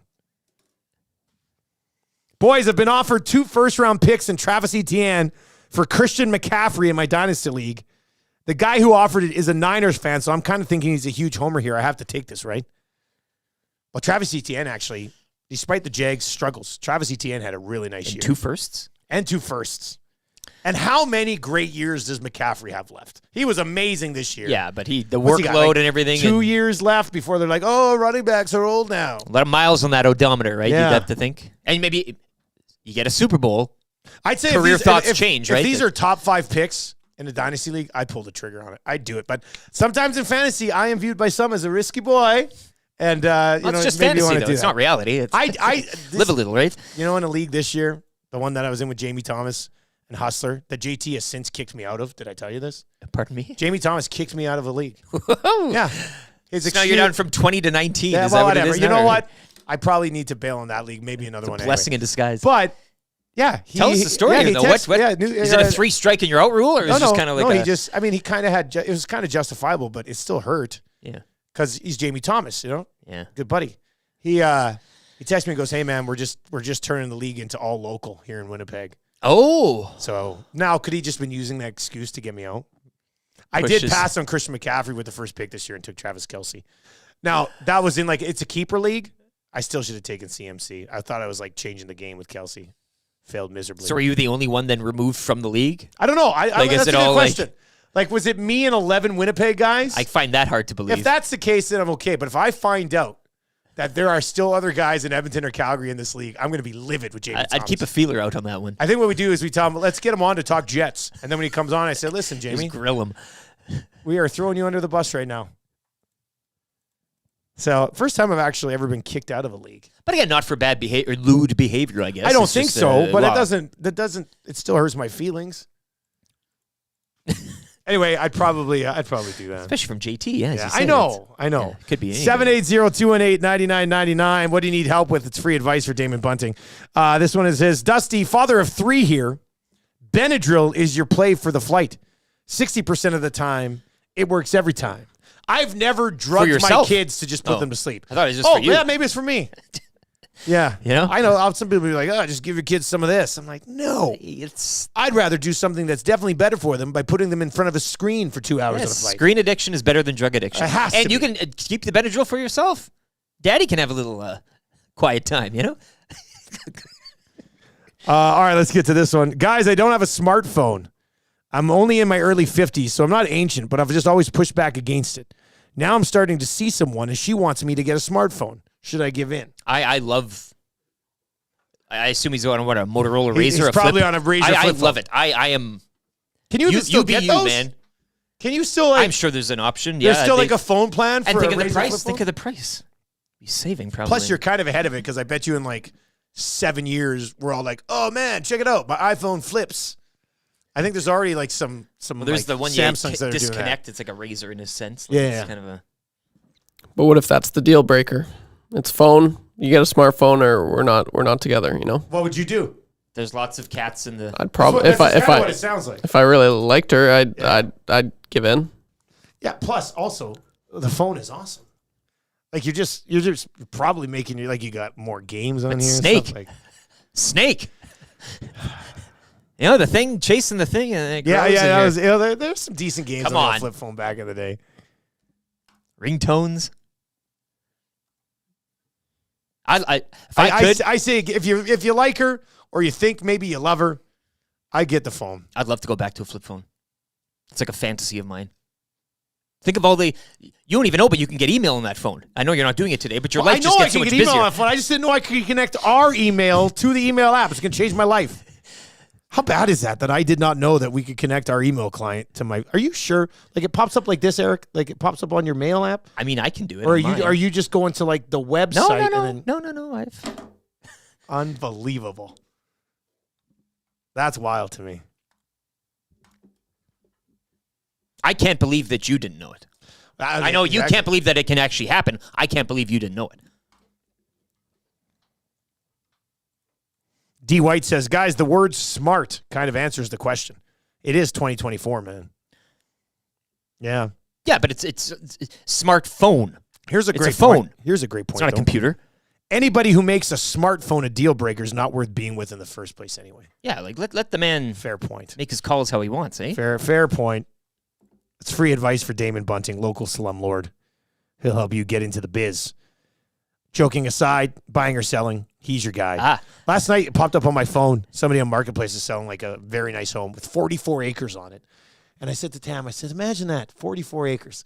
The kids could have 4-H calves, you know? That'd be kind of cool. My brother's in-laws want to take them and move to a acreage, a compound, if you will. What? Yeah. They want to take who? Acres and acres. Who do they want to take? Just the family. What? Everybody. What? More after the show. Yeah, but okay, yeah. that sounds amazing. Here's good for the phone I'd guy. like to be offered to be part of a cult. That'd be cool. Well, but it's like Will Fraser. You'd be living like Fraser and his Fraser family out there. literally lives across they're the out there road and from, like, they're out there. If you know what I fair mean. enough. Like, yeah, that's good. but how about this? Just get a burner smartphone. Oh, the old I think burner we found smartphone. Get the burner. Yeah, get a burner. Still use your flip phone. Yeah, for everything happy. else of importance. All right. Text us anytime, 780-218-9999. Or hit us up in the nasty chat this morning as well. Our next guest is our legal analyst, Eric Macramalla. We got some stuff to break down with Macramalla today for sure. Let's get into a few of these. EST legal analyst and guy currently appealing his restraining order from the A&W mascot and ban of the use of the phrase pickle party. Eric Macramalla. First it's UP and now it's the bear. Hey. EST legal analyst and guy who gives his clients a chance to get a QR code tattoo to lower their bill 20%. When scanning the code takes you to, you actually did it.com.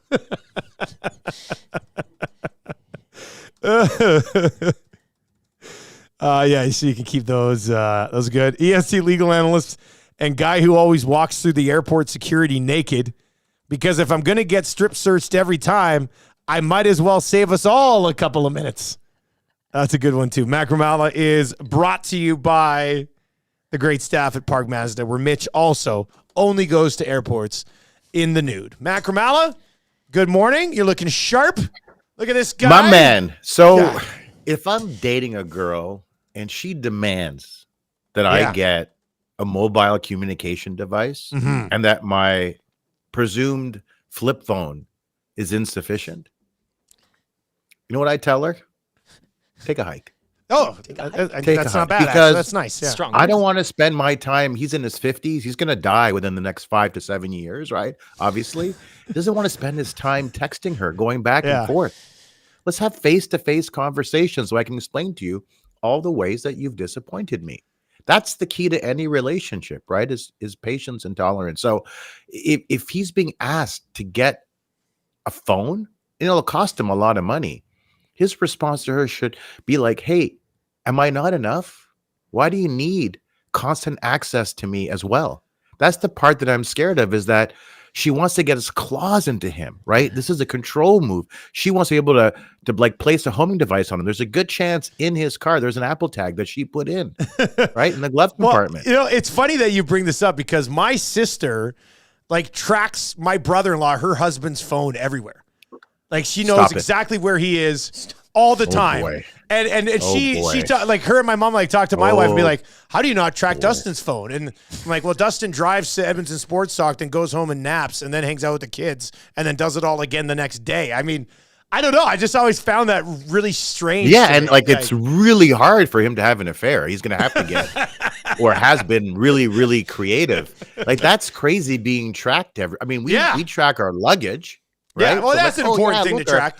Our luggage is still in Ottawa, and we're in in the Dominican, whatever. That's that. I think but tracking a human being like they're a piece of luggage. I am curious to hear from other couples. Yeah, I'm curious to hear. If you're listening right now, or you're watching, hit us up. Like, do you track your spouse's phone all the time? Like, it's just like, oh yeah. I don't know. It's like, don't you need like you need physical time away from your spouse? Yeah. 6 days a week, but you also need a mental break, right? You also need like virtual space from your spouse as well, right? And if they're always tracking you, their eyes are always on you, and it would make me really it would again really, really hard to seduce someone else when I'm being tracked. I think we would all agree with that. That's a conversation to have, hey? Like, naked at the airport. Come on, yeah, exactly. Like I've told my wife, look, if you're tracking me, I can't be with someone else. It's really inconvenient. It's really inconveniencing me. Eric Macramalla with us on the show this morning. You can text us anytime, 780-218-9999. Eric, you had a few tweets yesterday about the situation with the 5 hockey players who have turned themselves in.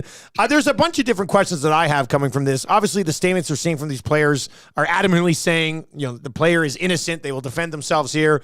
Do they, is it something where you have to sort of claim your innocence in a statement like that? Or is this like, break that down for me. When you're putting together that statement, what needs to be in there from a legal perspective? Well, the legal statement being made by the lawyer is going to give us an idea as to the litigation strategy moving forward. In this case here, they have no choice really but to defend the claims if they ever want to be a functional part of society. If they ever want to play professional hockey again in the NHL or elsewhere, although it seems to be easier to get jobs in KHL and European leagues no matter what you've done. But if you're looking to reclaim your reputation facing sexual assault charges, I don't know if you have any choice but, number one, to vigorously contest the charges. Number two, in cases of sexual assault, they can often fall in a gray area. And because the defense is going to be consent that, I had either sexual intercourse with this person, or sexual assault can just be inappropriate sexual contact without consent. So it doesn't be intercourse per se.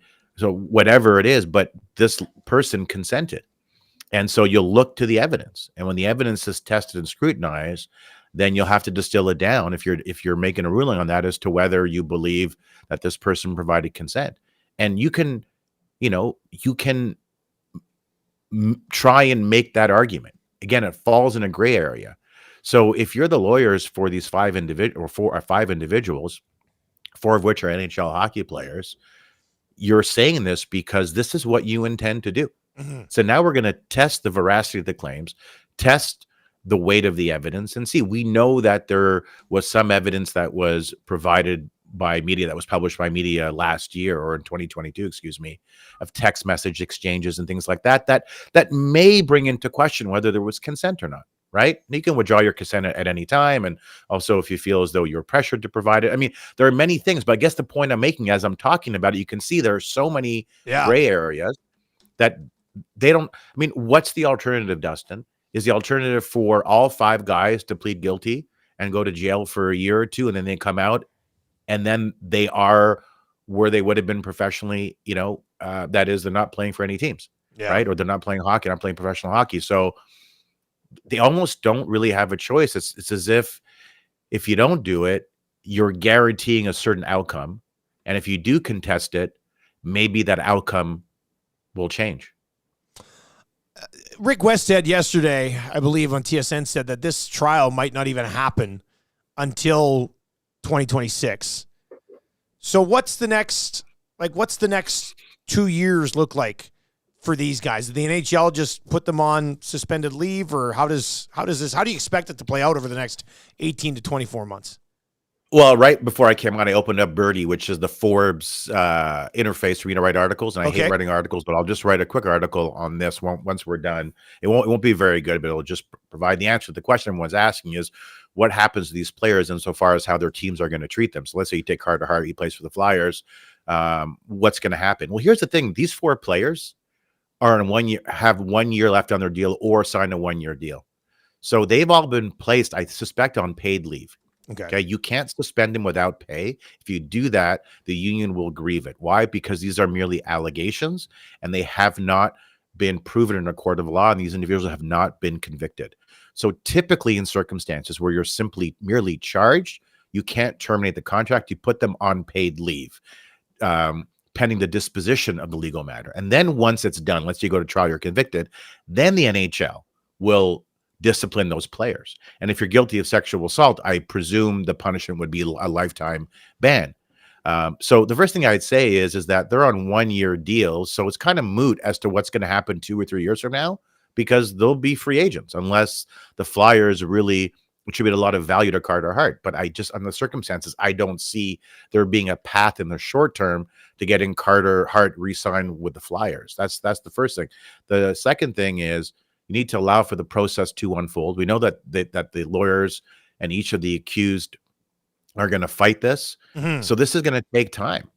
I tweeted out no trial before 18 months at the earliest, but it could be 2 or 3 years. Here's the thing is you're dealing with 5 different accused, right? It's not just 1, it's 5. And so each of the 5 may have their own path given whatever evidence is being advanced in connection different with involvement. Yeah. So this is going to take a long time. I guess if anybody thinks they'll see Carter Hart or any other player in the NHL next season, I say there's probably no chance of that. But the other thing I'll just remind you of, and it's fair to say, and I've said it on Offside many times, and it makes some people uncomfortable, but that's just the way it is that I know reflexively there's a reaction to these kinds of charges, but we have to allow the process to unfold. We have to afford these individuals due process. Yep. We want the same opportunity if we were facing similar allegations, test the veracity and the weight of the claims, and then see what happens. So we have to be patient. But for these 5 players or 4 players, informed coming from the Swiss League, they're not going to be playing hockey for the foreseeable future. They're done, probably. Well, okay, so I guess my follow-up to that would be, because you said, I mean, they still have to go through the process. Nobody's been found guilty of anything yet. So the NHL says, no, you can't play. And then what happens if they're found innocent? Do they just go, well, that was just the way it had to be handled? Or do they go to the NHL, well, you took away 2 years of my career and I was found in it? I'm just very curious. If that. So, what would happen there? Great question. That's a great question. It's a great question because the courts have held in the U.S. that when you take playing time away from a player, that constitutes irreparable harm you can't repair because they can't get that time back. Yeah. It's just a statement in one of the cases related to one of the NFL appeals of a suspension related to domestic violence.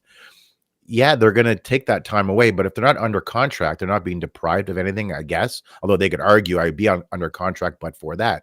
The issue is the NHL is going to say, look, we run a private business. Under the circumstances, this is where we are when it comes to public sensibilities, and so we couldn't have you back in the league until there was a verdict. Now, even if, let's take Carter Hart again, for example. Let's say he's found not guilty, right?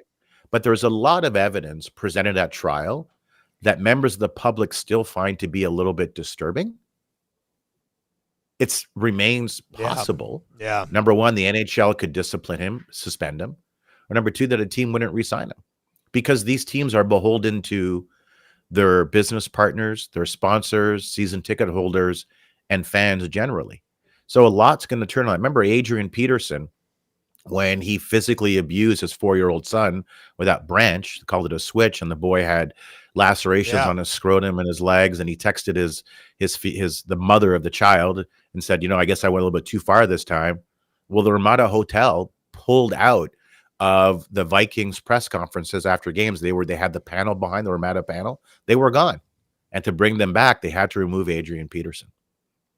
Okay, one more question, and this one comes in via text message 780-218-9999, and I read something about this. You guys have text? Yeah, we have a text line. We actually are legitimate, so that's good. Please, you're more than legitimate. You guys are mavericks. Yeah, I think the question is, does the fact that there was already a payout in this influence this process or case in any way? No. Okay. All right. And I say that unequivocally, and it's black and white. The reason is because the complainant goes to the London police, or her mom does, alleging that she was gang raped.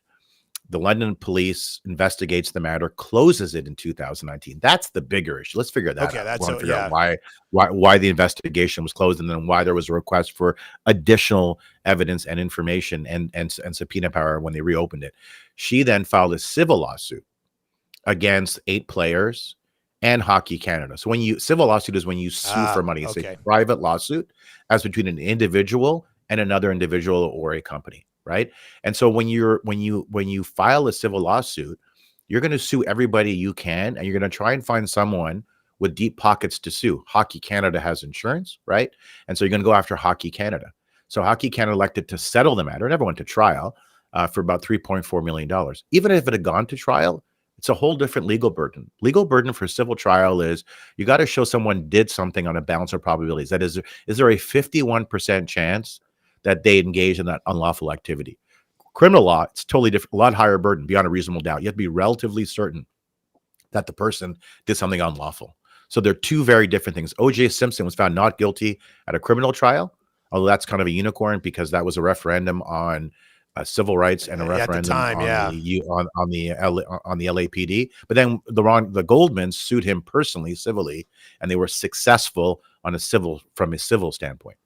Well, this might be the first time I've ever said this, but very informative segment today, Eric. And, no, I didn't like it. I didn't like it one bit.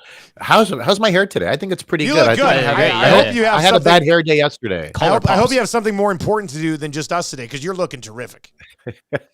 I don't know. I had a bad hair day yesterday, and it literally threw me all day. I'm serious. I had to go back to the U.S. Embassy. The American Ambassador Cohn was having another. I was there a couple weeks ago for the PWHL event, and I went last time. He had an event like toasting the new year, But I lacked confidence because my hair was just off. I feel like today it's better, and I don't understand why my hair just can't be the same every day. Yeah, you should feel very. I'm starting to get gray hairs now. Well, when you use different styles of wigs, this is going to happen, right? So they do call me the Andre Agassi of law.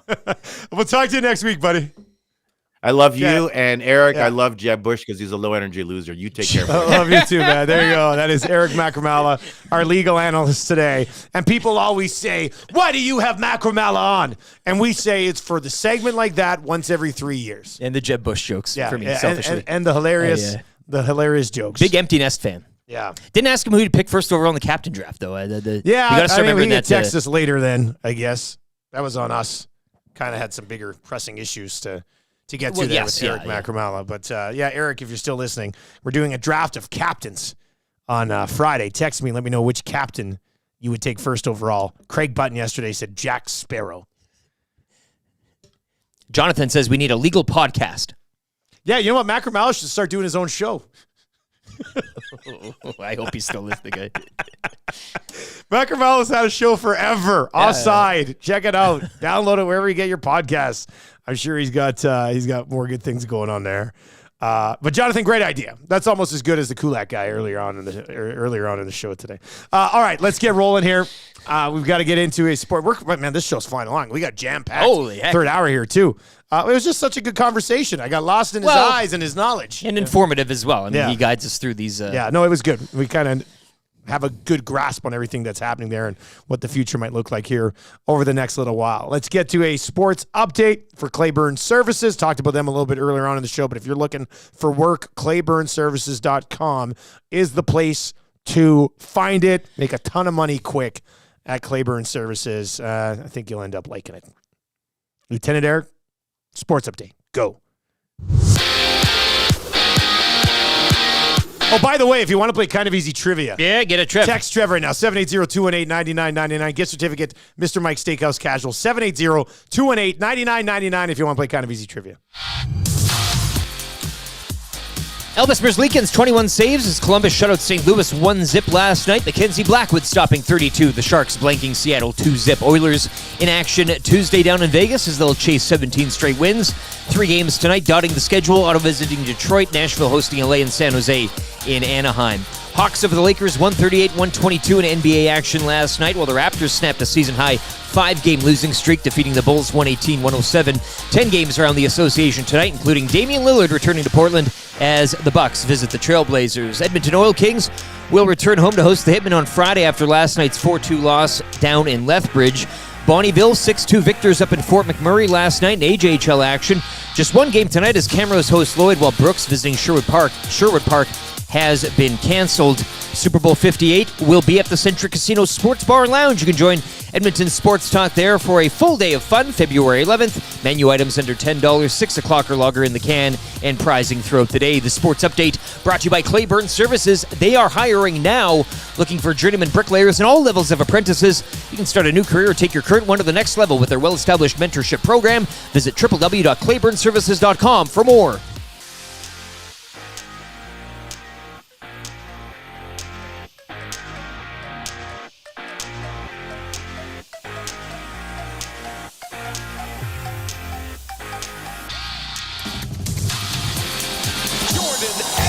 Eberle is gone. He scores. Loose in front for Eberle. He scores!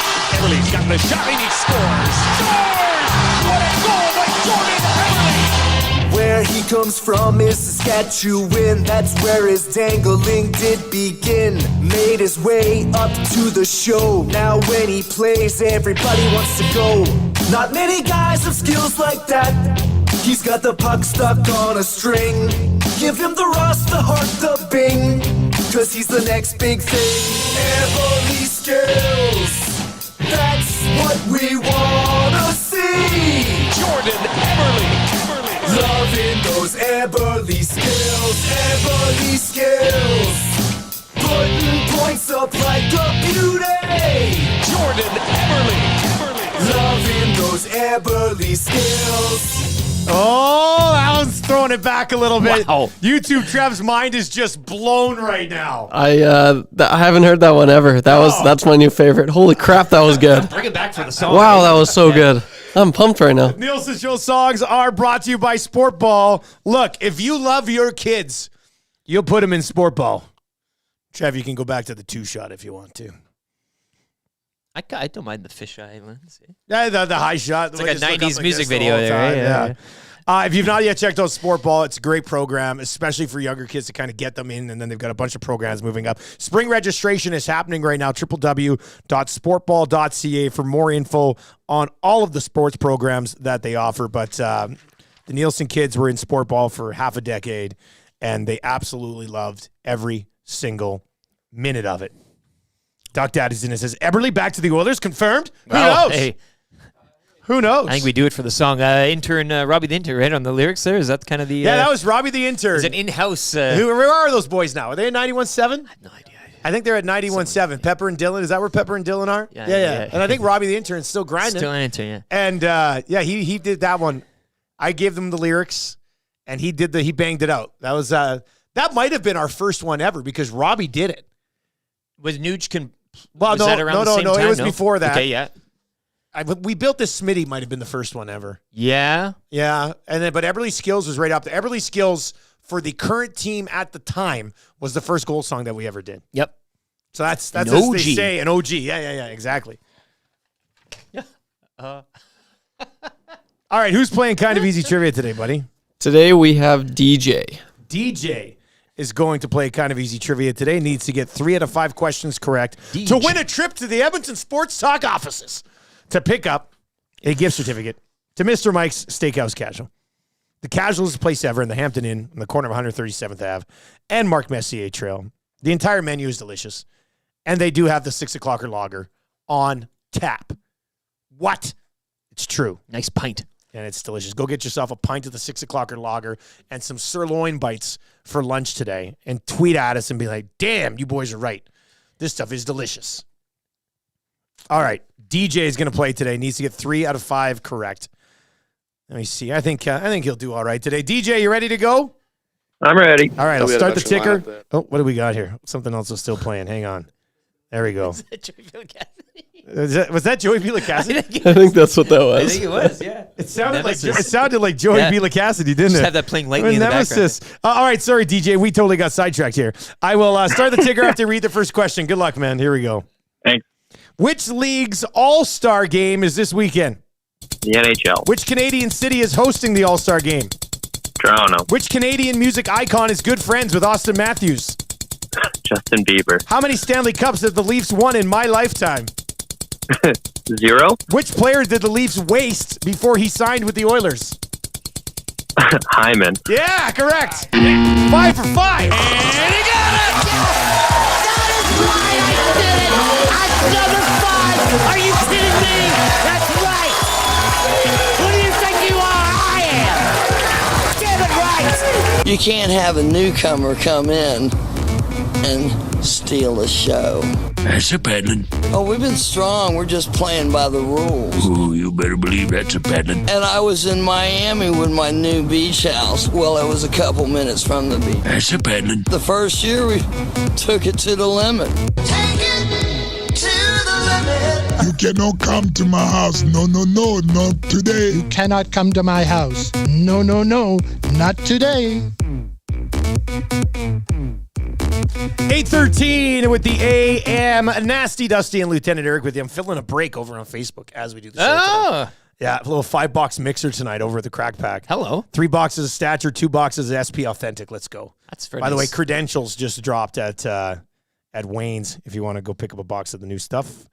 But yeah, this break's filling quick. It's going to be a good one Wayne tonight. was on with Jespo talking about that OPG. Oh, yeah. They had him on there, and yeah. he's making the big time now, Wayne. Hey, he's I look. We gave him the, now he's just being pulled to these. To be honest, exclusives. I'm kind of pissed. It's a great idea. Good thinking, Jespo. Hey, I was on Jespo's show last week. Exactly. Now Wayne So this week. the What's hype- going the on? hype continues. Yeah, that's crazy.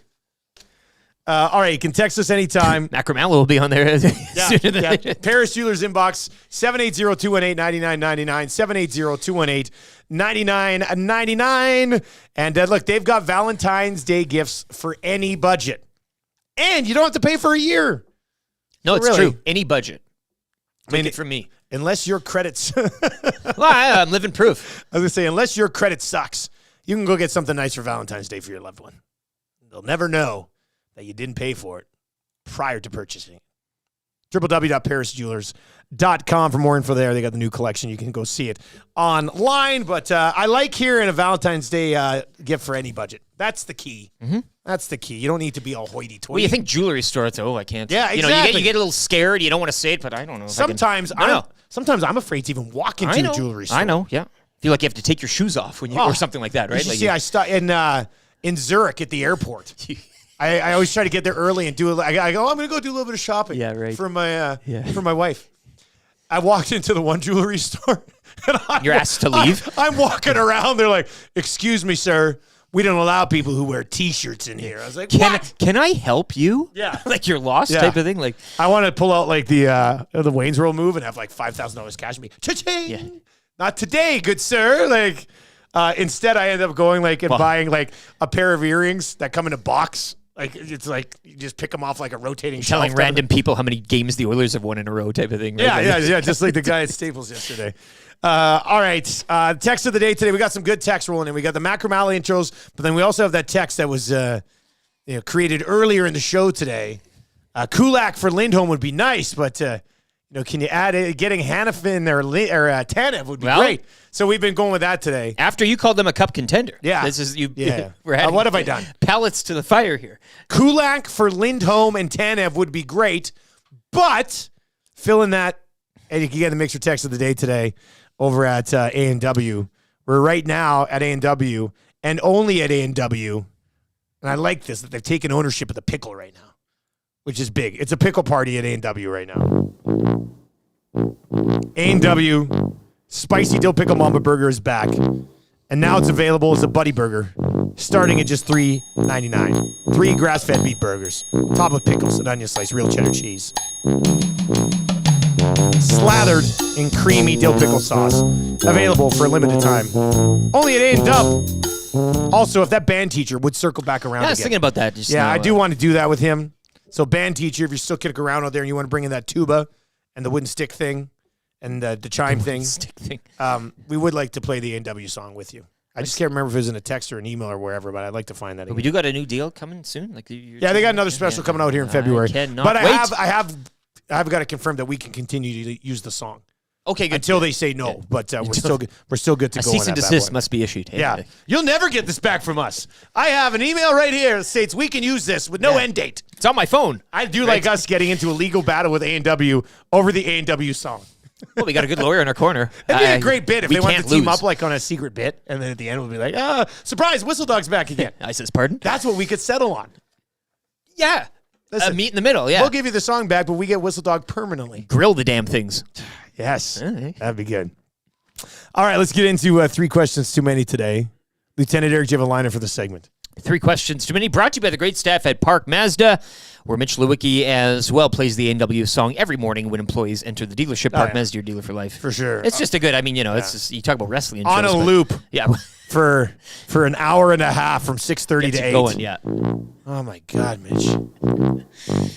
Come on, guys. Let's sell some cars. If you sell 2 cars in one day, he gets you the spicy dill pickle mama burger. Do you have a Twitter account, Eric?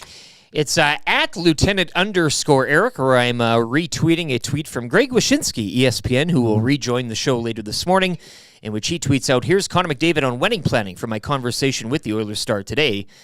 He's got the full interview up ESPN.com. Wyshynski on Connor planning for his wedding? Yeah, so more on that to come, but you can see the little screen cap from that interview. He's a good fellow and a fresh daddy, right? Second baby. Yep. Yeah, so.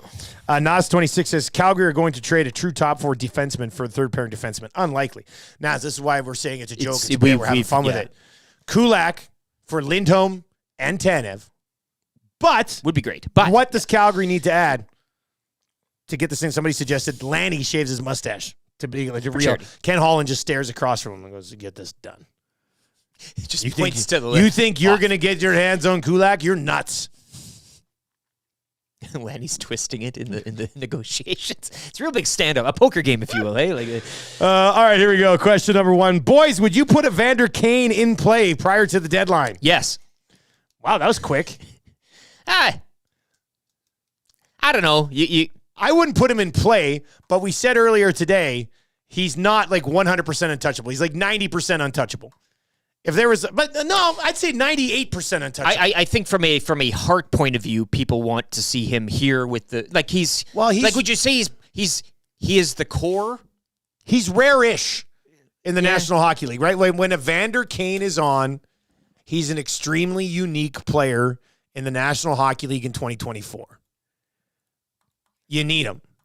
But to get a return. But I wouldn't go as far as saying like completely 100% untouchable. There's no way anybody could be offered up, and I'd be like, you'll never get him. I'm listening. So like that would be it. But it won't happen. Highly unlikely. It would have to be in like an all-time blockbuster where if the deal gets pulled, you're like, oh, the Edmonton Oilers are 100% winning the Stanley Cup this year. Yep. Which that's not out there. And Kane's extremely important when he's on. But that could be a chip that gets you. Maybe. Yeah. Anyway, your questions. As you see, we answer most of them. 780-218-9999. Guys, do you think there's... Okay, so this one must come from... I saw this yesterday. I can't remember who tweeted it. But let's get to the question. Guys, do you think there's any way the NHL could ever get back on a level playing field with the NBA in revenue? And where this comes from, I know where this comes from.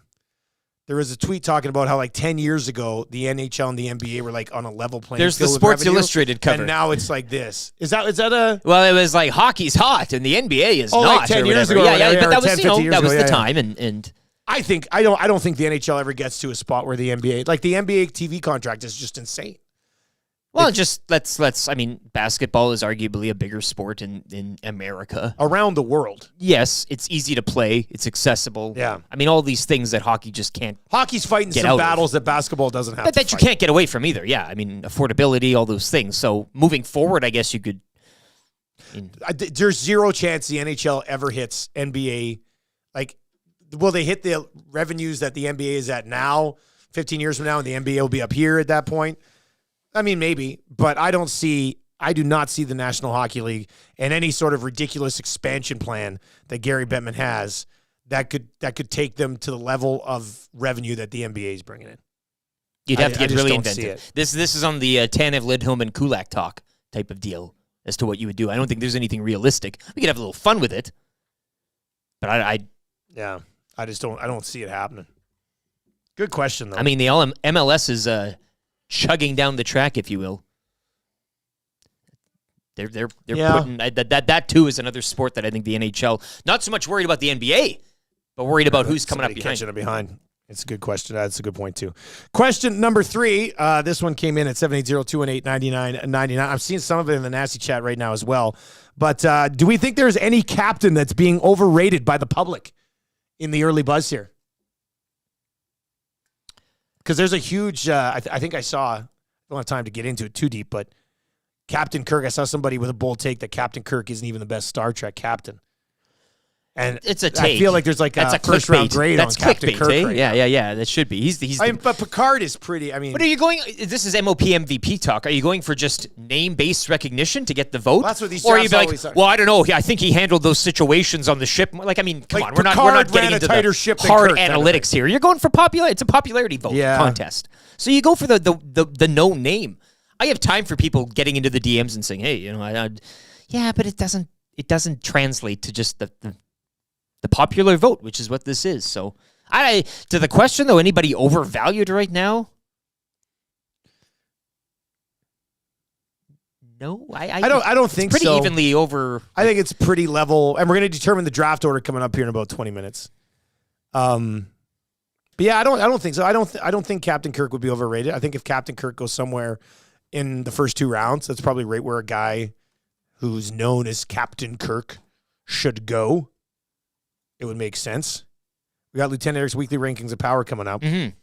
Reed Wilkins, friend of the show, weighing in on the Evander Kane question. No, he sent me the link to the cover of Sports Illustrated. The one with the 1994. Okay, so is that 30 years ago now? Who's making the save there? That's Mike goalie? Richter. Is it Richter? That's the 1994 Stanley Cup and who's final. below the hoop? Pavel Bure. Yeah, Bury on. Yeah. And is it a Hawks player? It's a little blurry. That looks like Hakeem. Yeah. Oh, it's Hakeem and Ewing. I think. Okay. I think or is that Robinson? No, I think it's Hakeem and Ewing. I wonder if it says there somewhere. It looks like that. Anyway, it says, why the NHL's hot and the NBA's not. So that was in 1994. All right. And let me just... that Canucks Rangers series was quite fun from a neutral point. That of was, view. I mean, that captured it as a... I was they had Mark Messier in the Big Apple. Right. Like the city, I get that. I understand Pavel Bure was insane. I was a young kid in British Columbia at the time, so I was obviously on the bandwagon I remember of on the Vancouver news, Canucks. they had a special. People were buying television sets specifically for the Cup final. But how about that? I love this. That cover was in 1994. The NHL is hot. The NBA is not. Gary Bettman took over the NHL in 1993 when it was clearly trending in the right direction. It has been it's been 30 years, and yes, he's grown the league, but he's not grown the league at the rate that other leagues have grown. So I find it funny that cover came out in 94, the year after Bettman took over, and now the NBA has like twice the revenue of the National Hockey League. But keep doing a great job, Gary. It's going to go very well.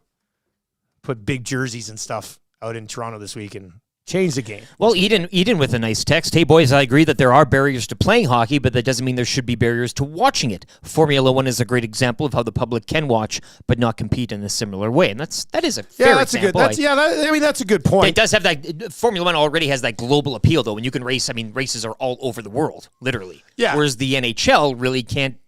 Yeah. You're a Northern Hemisphere type of sport. 780-218-9999. Reed, thanks for sending that over. It's a hell of a cover. It's a great cover. It's a great cover of a magazine that does no longer exist. That is a nice cover, though. I'd like to get that cover. I've got a couple LeBron covers, or LeBron magazines. That'd be a good one to have. That one looks nice. All right, let's get into Lieutenant Eric's weekly rankings of power. Greg Wyshynski coming up. Greg Wyshynski on Conor McDavid on planning his wedding. Wow. I can't wait. I can't wait to talk to Wyshynski. He's got it. And he picked the Oilers to win the cup, didn't he? Nobody has supported the Oilers as much as Greg Wyshynski has supported the Oilers. Can we just stop doubting this? It's ridiculous. All right, Lieutenant Eric. Yes. Weekly rankings of power. What are you ranking today, buddy? Well, I know we're out, and I know it's a Pro Bowl. What is it? What do they call it now? I was educated in the hangout the other day. The Pro Bowl games. The Pro Bowl games. The Pro Bowl games. Who doesn't love the Pro Bowl games? So we will observe that this weekend, but of course the talk is Super Bowl, and I'll go over the top 10 Super Bowl predictions that I have. Okay. Not necessarily prop bets, but maybe you could find somebody. I have a feeling that we could probably find a prop bet on every single thing you're about to say, no matter what it is anyway. Let's go, number 10. Brock Purdy will change his name to Mr. Relevant. Get it? Get where I'm going there with that one, huh? How's he not already trademarked that? You should. I mean, both. Get both. Then you can kind of switch between the two whenever you're feeling it, right? You lose a game, you're Mr. Irrelevant. You win a game, you're Mr. Relevant again. Number 9. An NFL employee will enter a sports book. Do you know that they're not allowed? They're not allowed. They're not supposed to. You got to tell me. It's not just NFL employees. Like NHL employees, I've been told by guys who are NHL employees that like they can't even do like hockey pools. And if you're at a game like in Chicago, but Super Bowl week, you're telling me if you work for the NFL, like I got to go to the washroom. Oh, it's through that door there, and you kind of mistakenly, like, there's got to be a... Logistically, I don't think you can go more than 100 meters in Vegas without being forced to walk through a sports book. That's what I'm saying. So if you're there for a week working, I mean, you're going to... I don't know. Maybe those phones will be tracked, eh? Roger's got the whole screens of every employee. Number 8. Jason Kelce turns Super Bowl week into Hangover 4. I have time for the Kelce remake. I mean, Netflix has got to get on that. Just follow him around with a camera, eh? I love seeing a guy who's a future Hall of Famer and has won a Super Bowl, treating Super Bowl like he's just a huge fan and just like wearing the team of his brother. We all want it. We all want it. Even opposing fan bases, you can go down to Bills tailgating. Yeah. You know, with the other, and everybody loves him. I mean, it's great. Number 7. The Japanese chapter of the 49ers fan base will prevent Taylor Swift from leaving the country, thus not making it to the game on time. Wow. You've seen her itinerary for this one, she's flying out from Tokyo. The show zips on over and then zips back. Like, I mean, that's a... Do they not have like a... It was on the Lock Shop, I think, yesterday or the day before. Maybe it was yesterday. This is where the Lock Shop's heading. You got to check out the Lock Shop. If you're just like, oh, I'm only a Nielson Show guy, check out the Lock Shop. The nasty chat in the Lock Shop is becoming a pretty darn good spot to be. And we were talking about... Taylor Swift coming in on that jet from Tokyo, and I can't remember who it was. Maybe it was Big Maple. He's like, imagine if Ohtani gets off that jet. After all the Ohtani stuff, like, that'd be so good. But don't they have the? Well, it's gonna be Swift jet tracking, right? For sure. But don't you like you fly? You fly across the country during fly the on summer. Private jets around the world. No, but when you're the time zones, doesn't that screw you? Like, how can you? What do you do? I mean, do you get used to it over time? I only ever have a window. Like, I go to Winnipeg. Yeah, but still. And then I go to Vancouver. But it's an hour, you know? You go to, Switzerland. Yeah. When you fly to Switzerland to cover the Spengler, like, you don't just hop off the plane, you're fresh as a daisy. Like, don't you kind of, there's some, what do they call it there? The sickness. Or jet lag. The jet lag, yeah. Like, for me, it's interesting because this year, when I get over there, the rest of the crew are like, oh, like 2 days in, they're kind of lagging a bit. But my sleep schedule is so screwed anyway. It doesn't that I just bother pop over there and I'm like, because I'll sleep like an hour and a half in the afternoon, 4 hours at night. That's my sleep schedule. So when I get over there, I sleep like a baby over there because I can sleep for like 7 straight hours. I don't care where it is. It's heaven. So, yeah. The jet-setting crowd, though, I just don't understand how you're flying halfway across the world and you're just, here I am, ready to go. What? Number 6. One nap, hey? Gary Lawless somehow makes it into the Super Bowl halftime show by accident. Yes. Now, this should be number Lawless 1. is just walking around. Not on the stage on the start, but the camera's panning and he's like there, like at the side, because somebody gave him like a lanyard. I want that. You'll get it. You'll get it. Yeah. I'm sure it'll happen. Yeah. Number 5. Usher calls in sick and is replaced by Seal. I'm really hoping that happens. Baby. Number 4. I can pay you. Just as Kiss from a Rose, and then that's it. Yeah. Mic drop. That's You're it. done. What else are you going to do? What are you Number 4. We drink the Century Casino Sports Bar and Lounge out of 6 o'clock or longer. I'm going to put the odds on that about 90%. What? I mean, I'm setting the challenge here. Because it's not an endless supply. When we had the launch party at Alley Cat, we drank Alley Cat out of the 6 o'clock or longer. That's the brewery. We drank the brewery out of their own beer. So I like our Super chances Bowl, of taking down whatever they got at right? the casino. Yeah, right. Yeah. Number 3. Number 3, Tommy gets his own room at the casino and also pays for his own way down there. Number 2. Number 2, Matthew Iwana gets lost in the casino during the game. At Century? Yes. Oh, that'd be amazing. Where's the Century Casino Sports Bar and Lounge is where we'll be for Super Bowl 58. Yeah, if February you're 11th. like been under a rock, we're going to be there. Yeah. Number 1. The Oilers acquire Lindholm, Tanev, and Hannafin, but don't give up that much during the game. That's good. I like that. That's good. All right, Greg Wyshynski's coming up. Lieutenant Eric's weekly rankings of power. That's a good one today. I like that one. The lawless one will happen. You're going to see him on the broadcast. He'll get more airtime than Swift probably. She only got like 44 seconds. They did the time. They added up all the time. We're setting the over-under at probably like around 6.5 shots of Swift during the Super Bowl. But they're all really quick. Yeah, they're the quick time. shots. The time It's not really like- when you it's add not it like up. we have Taylor She's Swift under now. a minute. Yeah, it's not as bad as everybody's. Kulak for Lindholm and Tanev is fine, but I need a lifetime supply of 6 o'clock or lager to seal that deal. Yeah, that'd be nice. Tough. I like that one as well. All right, Greg Wyshynski going to be popping by. We're going to have to say some congratulations to Greg Wyshynski. Brought to you by Metal Supermarkets, your convenience stores for metal. Cut to size, ready fast, with 2 Edmonton locations, West End, South Side, or of course just go on their website. You can browse so many different metals. Their warehouse must be insane. www.metalsupermarkets.com. And Greg Wyshynski, what, 2 weeks old now, this little second baby of yours? She is. She's just over 2 weeks old. She's really sweet. She has multiple Devils onesies to help to brainwash her into following the right path. There is, of course, always the risk that she shows up in a 94 Messier jersey at some point to rebel against her father. But you know, I think things are good. I think there's enough positive influence. It takes a village to raise a hockey fan, so I think we'll be all right. How's she sleeping? Good, man. Like more. Like, this is the situation with my oldest daughter too. Like she was a pretty good sleeper, and this one's a good sleeper too. And like it always leads to uncomfortable conversations about how people are like, you know, I got 45 minutes of sleep last night because of my baby, and then I'm like, yeah, me too. You know, it's like you feel like blessed that she's pretty healthy and a good sleeper, but at the same time, you feel like you have a cheat code or something. Oh, buddy, a baby that sleeps changes everything. So that's it truly is. Yeah. I mean, so I don't take it for granted at all, and I also, you know, we're not even in the thick of teething and all that other stuff too that could monkey around with sleep cycles. So we good so far. I mean, she's a little, but I mean, like you said, she's like 2 weeks old. She's like a potato right now, as my wife likes to say. So it's fine. She's good. Greg Wyshynski with us. So you had a chance to chat with Conor McDavid. How'd the conversation go, and how much time did you guys actually spend on wedding planning?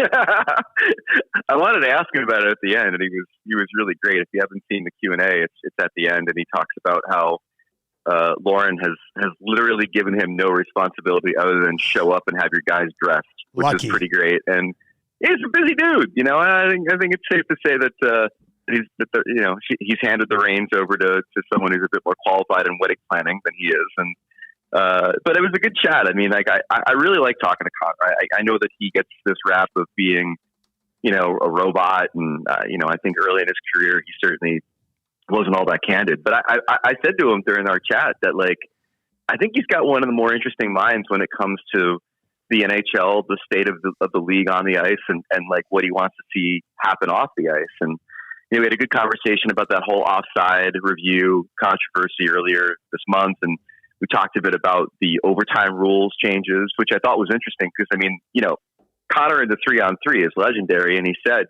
he wouldn't mind seeing them put a clock on teams to try to get them to stop ragging the puck and wasting time, which is something the GMs have been talking about. So good chat with Connor. Always like talking to him, and of course did. Also touched on me, now I'm surprised he didn't go here first, which is the Jay Woodcroft thing, where we talked about whether or not the Oilers could have done this, meaning the streak, under Jay, and he didn't necessarily say no. So I thought that was kind of interesting, considering I think a lot of people believe the coaching change is what really lit the fuse for a lot of good things to happen for Edmonton. Yeah, it's funny because earlier this week we were saying, where would the Oilers be in the standings right now if they had not changed their head coach? And we didn't have them being where they are right now, like running off 24 or 27.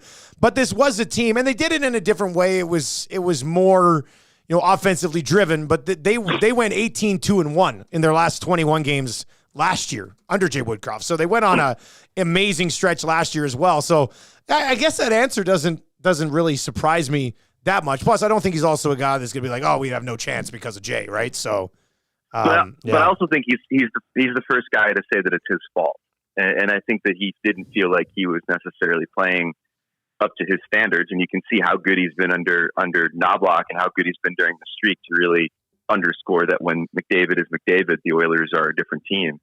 So I think he put it on himself a little bit, and he was injured and stuff like that too. But I think he put it on himself a little bit that they couldn't do this under Woodcroft. But Connor also had a bit of sort of self-awareness in the sense of knowing that this is just who the Oilers are. Like he kind of said, this is not the first time this has happened where, the rest of the league thinks we're dead to rights and all of a sudden we reel off 20 games where we're unbeatable. Like they did it a couple of years ago. They did it after they acquired Ekholm at the trade deadline. They did it under Woodcroft, like you said, last season. I mean, he kind of said this is just who we are. Mm-hmm. And so, that's why I think for all the dire predictions about them when they were last in the division or whatever it was, under the hood, they were still playing pretty well. And you knew that if the goaltending could become average, it's been well above average, obviously, during the streak. And if Connor could be Connor, that they were going to be all right. Do you think, let's just continue this McDavid conversation for a second. Do you think McDavid has reached like his peak as far as league influencer impact on the National Hockey League that he's going to get to? Like, is this as big of impact and influence in the game that McDavid's going to have, or does that still come down the road?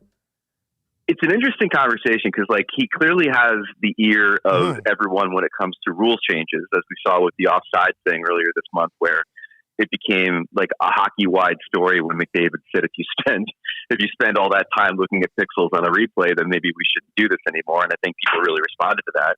He certainly has never had more influence on the league off the ice insofar as being asked to help redesign the skills competition and bring it back to a more hockey-centric thing. I think, his voice in that and saying that it had gone too far into hockey, golf, and dunk tanks was the real reason why it's going to be what it is this weekend. So I think, you're right on that one. But for me, there's still one big step to go, and that's labor negotiations. Like, if Connor wants it, and I don't know if he does, but I kind of feel like he maybe wants to, like, he could be the single most influential voice the NHL has ever had in labor negotiations on the part of the NHLPA, because we've never had a player in his prime that could engage in a way like Connor could to talk about the salary cap, to talk about, player contracts being depressed by the current system.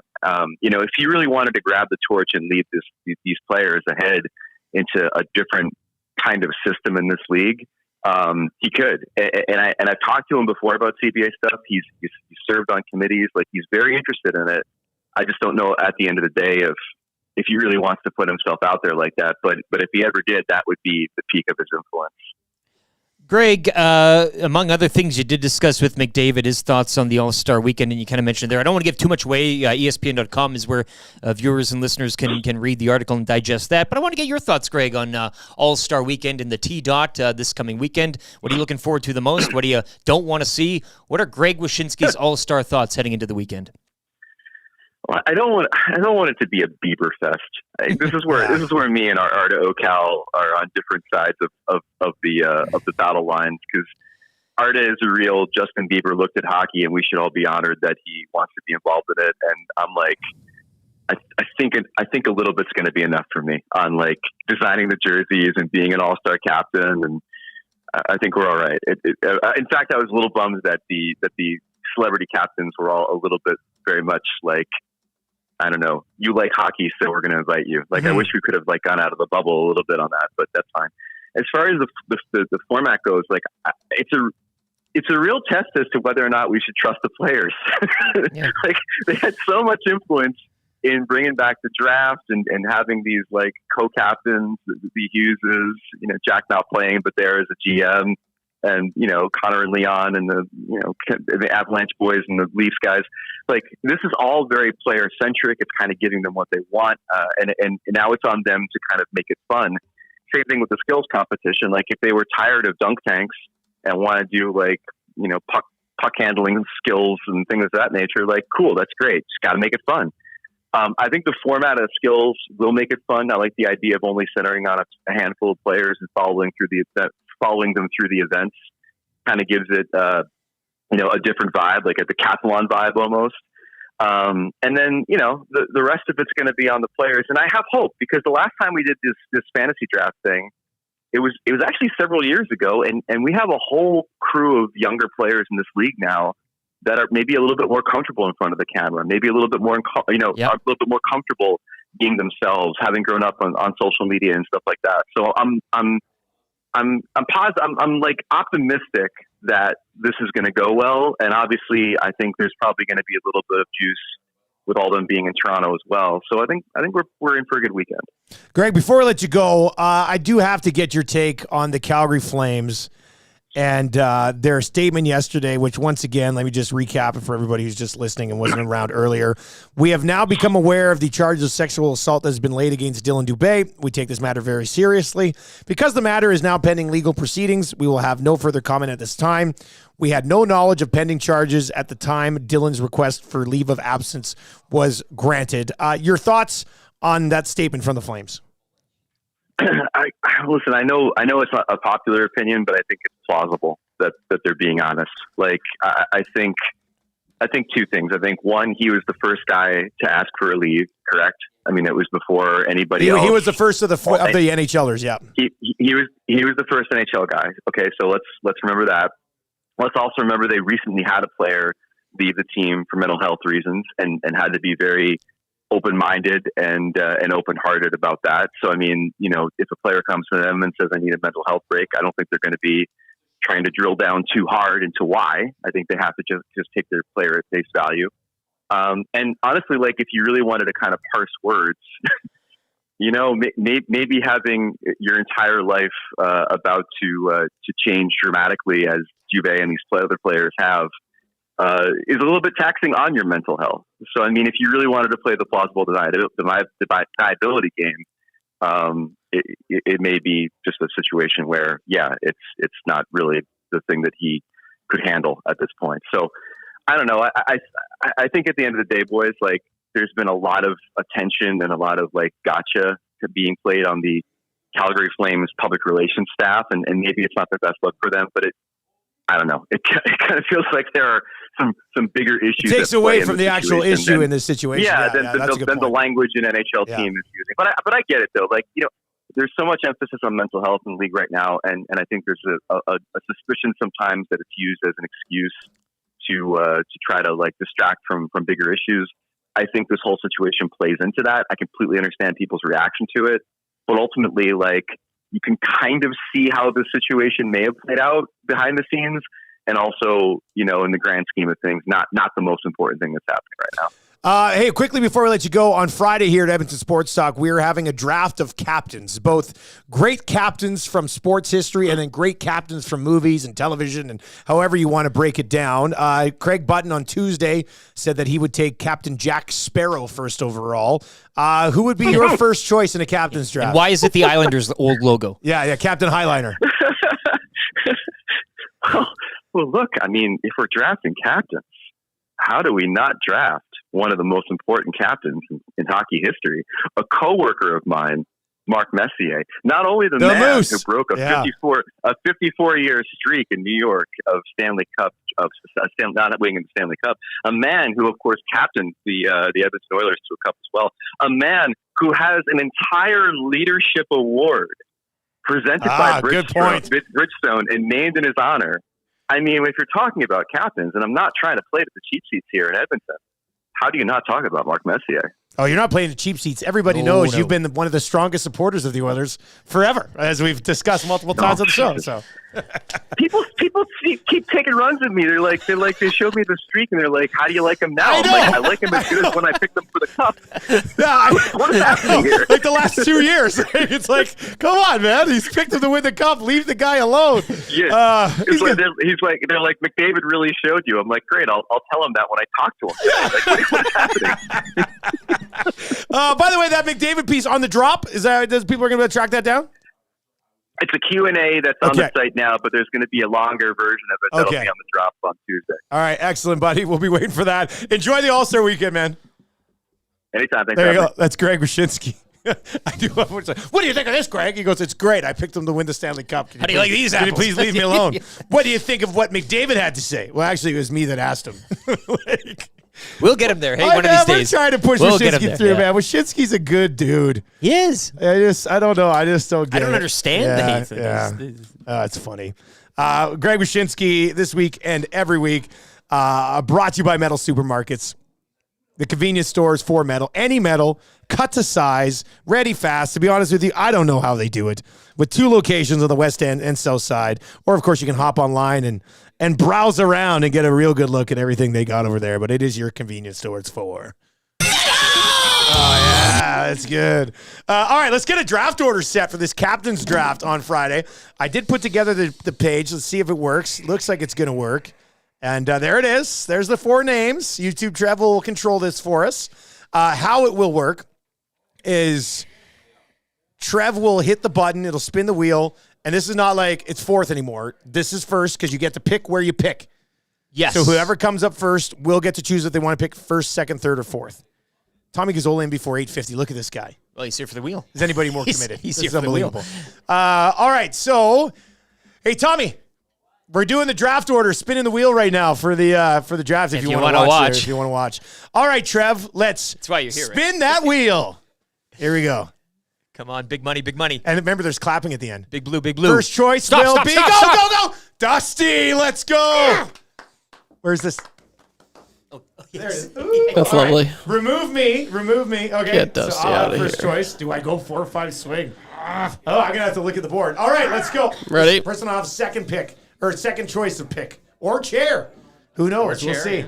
Oh. Tommy Gazzola. The heat is on. All right, Tommy. Remove him. Get the clap. I hate, well, they clap. Oh, there you go. So we were waiting for the clap. There. Oh, they have like a pretty... All right, comes down to Eric and Tommy out of Mill here. for the 3rd spot in the selection order. Okay. Let's hit it. Didn't seem like a long spin. Oh. Jay Milne. Milne will LT? have 3rd choice of where he wants to pick. And Lieutenant Eric, let's go to your immediate reaction. What do you think? I can now focus on my draft board and don't have to worry about what I'm picking or where I'm choosing or anything like that, right? Like I just get slotted into whatever's there. Fine by me. Where do you think you'll end up? Trev's just spinning the wheel. You got it for yeah. And last. I want my applause. And last. Remove me. Give me my applause. Oh, yeah. Good job. There we are. Yeah. Thank you. That's great. All right, What's so up? we'll get that sorted out. Trev, you can put it back to the main shot. Where do you think you end up drafting? I know where you're going. We've discussed this. That's the benefit of having the show together. I got to take a look at the top. So the next person was who? Tommy? Tommy. I'm sure he'll take the... I think Tommy will go first. Yeah, because then you also get a swing. Yeah. So then... that first in the swing, I mean, it's... Now, we've also said you want to be near Tommy in the draft because he might do something and then you fly under the radar. True. So, having said that, if he does pick one, I wouldn't mind number 2. 2 right beside and him. having the second pick is always good. 3. You'll also have first pick a chair, I would think. I think that's how it goes, right? I don't mind that. I like the chair. Have you been in the same chair the whole time? Haven't you had that far right chair the whole time? Have you been in one of the middle chairs? I think I took one of the middle chairs to screw somebody last time. I'll have to go back on the tape. But no, I'm feeling good. Look, the pressure's off me now. The pressure's on all of you for making these picks and where you're going to pick. I can focus on my draft board, which I'm already into. You've already started prep? I just have to put up the tweet. Oh, yeah, I'm ready. I'm ready. I'm your Huckleberry. All right, let's get into the wrap for William Huff. If you care about your business, then you will go to, I like putting these very strong, like, if you care about your business. If you're serious. You will go work with William Huff. If you want your place to look as good as ours, do the arm thing again.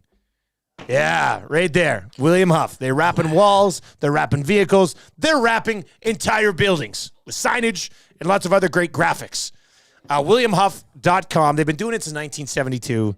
So they're likely better at it than you are in promoting your own business. They're so good at rapping, they're thinking of changing the name to Josh Clausen, who's in on the hangout later this morning. Hey, wouldn't that be something? That would be good. Clausen, Murray McCourt, Tommy Gazzola, Matthew Wannick on the hangout today. That is going to be a fun conversation. Pender's Pancake says 4 out of 5. The 4-5 swing is the best unless there's a number one no-brainer. Yeah, this is what I have to look at before I make my call on this. Yeah. We'll have to have these all locked in by the end of the day. I don't think there's Wyshynski laid down a good case. We have fun with these drafts. Yeah, go this and that. I'll tell you right now, if I do take the first overall pick, I'm not drafting the Moose. I'm not going to take. Well, you have a lot of other heartstrings you're getting tugged at. That's the problem with you is you have a lot of. I want my draft to be in the shape where I'm at least not worried about relegation, so I can take Saku Koivu. Okay, that's your that play. Would be nice. Yeah, you want to be above water and So we'll see how that one plays out. What'd you learn on the show today, buddy? I just want to get this right here. Pitwall Nasty, I believe, texting in a little earlier. Yeah, I saw this on Twitter. Andretti Racing. If you have... Oh, here we go. Breaking, F1 has denied Andretti Autosport's bid to be on the F1 grid in 25 and 26. This is some Bettman-level growing the game maneuvers from F1. He'll go on to add, but... it is weird to not have, like, Andretti Autosports...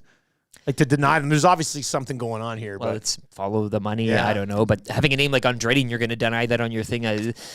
Somebody, maybe a clerical issue, hey? They didn't cross a T or something on a... Maybe it's just as simple as that. Could that Sorry, be weekend, the machines won't accept you and we have to move forward. I don't know. But a little F1 news this morning as well. I learned on the show that Trev had never heard the Eberle goal song before. It'll probably be our sound of the day, but he loves it. Yeah, I mean, that's it gave me goosebumps when I first heard it. Yeah, that was unreal. Bring him home. It's nice to get That was the best one. Isn't it? Like, Bring him home. It's really nice. Each one I listened to, I'm like, okay, that's the best one. You do say that quite a bit, Yeah, and then you guys just knock it out of the park. Jack is in and says, draft first and take Ferentz. And that's the ultimate, like... Hashtag November project, right? That would be good. I know where he lives. Wow. Weird brag. All right, let's get to your sound of the day on the show here today. Of course, we're coming at you from the Popeyes Louisiana Kitchen Studio. If you not yet get your hands on this Oilers meal, what are you doing? You're wasting your time here. $16.99 collector's cup included in there. Spicy or regular chicken sandwich, the best in the biz. Cajun fries, unreal. The nugs are like no nugs you've ever had. Medium drink, dipping sauce, delicious. And the collector's cup, $16.99, only at Popeyes. Sound of the day, straight from the vault. Jordan Eberle goal song. Jordan Eberle. Eberle is gone. He scores. Who's in front for Eberle? He scores! Eberle's got the shot and he scores. Scores!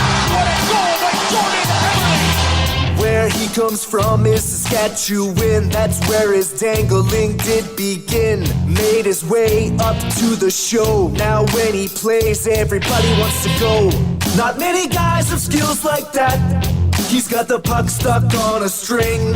Give him the Ross, the heart, the Bing, cause he's the next big thing. Eberle skills, that's what we wanna see. Jordan Eberle. Loving those Eberle skills, putting points up like a beauty. Jordan Eberle. Loving those Eberle skills. That right now is in Marshall Bokeith Nielsen's top 3 to listen to on the way to hockey. He's got the charts? Yeah. Well, there's like kids kids love goal songs. Kids love sport ball. It's that simple. That's why sport ball's hopped on board here Check them out, sportball.ca, if you want to get your kids involved in sports. It's a great stress-free, that's important, stress-free way to do it. So when we go to hockey, I let the kids listen to goal songs to get them pumped up. Marshall's top 3 right now are he plays Eberle Skills, then he plays We Built This Smitty, because he likes to score greasy goals too. Sure. And then he plays Conor McDavid, No Limit. And when the Muzz is going to hockey, she just puts the Cassian Cole song on repeat. Because she is an all-timer. She doesn't listen to anything else. She just keeps hitting the Cassian button over and over and over again. She comes home. Yesterday, I get home. Did I get home first or did they get home? I can't remember. No, yeah, I got home because I had a quick nap. So I got up from my nap, and the Muzz you got gets up home. from the nap. She had another X-ray on her arm yesterday. It's looking really good. It's Clear, looking really good. She Yeah. kind of got clear go here. Anyway, she comes. The first thing, she jumps up in my arms, and I'm giving her a hug. And she goes, Daddy, did you hear? Cassian has a new team. I was just like, yeah. She goes, can we watch them? I was like, I'm not sure we're going to be able to track down Sparta Praha games unless they're playing Champions League or something. But, yeah, she's very excited about Cassian getting a new deal. Like, really excited. So that's kind of hilarious. All right, text of the day today for A&W. Pickle Party is on. Go get your hands. Why not treat everybody at the office? That's a good. Yeah, dill pickle mama burger. Spread the party around. You win a couple of these texts of the days, you can treat the office no problem. It's available for limited time only. Slathered in that creamy, spicy dill pickle sauce. You're going to love it. Let's be honest. There's some good Macramalla intros today, but I really like this Kulak for Lindholm and Tanev thing. I thought we got I thought we got some good run out of that today. Let's go with this one from Sit Down Ron. Kulak for Lindholm and Tanev is all right, but Lanny McDonald has to shave his mustache. That comes in from Sit Down Ron today. You got it? Sit Down Ron? Congratulations, Sit Down Ron. You have one. Never thought about how weird of handle that is, too. Must just sit a lot for work. Is that it? Maybe he can't even walk. Or he Who knows? stands all day. Joke. It's a stand-up desk. Like it's the whole tiny big guy thing. Maybe. You never know. Yeah, he's a never sit-down guy. Anyway, Sit Down Ron, congratulations. You won a gift certificate to A&W. We suggest you go and get your hands on one of those spicy dill pickle mamba burgers. Captain Sully Sullenberger, the guy that landed that plane in New York on the water. Okay, wait. Is there a new story here? No, just Rip City Step thinks he's going to get taken in the... Look, I was just like, what? Why are we talking about Sully? Well, that's just What it. is this? He said, first time I've seen the name, but look, he saved... I mean, it was a legitimately heroic landed crash landing. But is there a sketchy story behind this? Well, or is he still a hero, right? They made the movie, didn't they? I think he's a hero still. Okay, I'm not sure. He You landed, never know. He landed the bird. Sometimes heroes turn into frauds. Well, we all have, ghosts in our closet. What about Lando Calrissian? Yes, he was the original captain of the Falcon. Millennium Falcon. He's an OG, but does that get the... What are you watching tonight, buddy?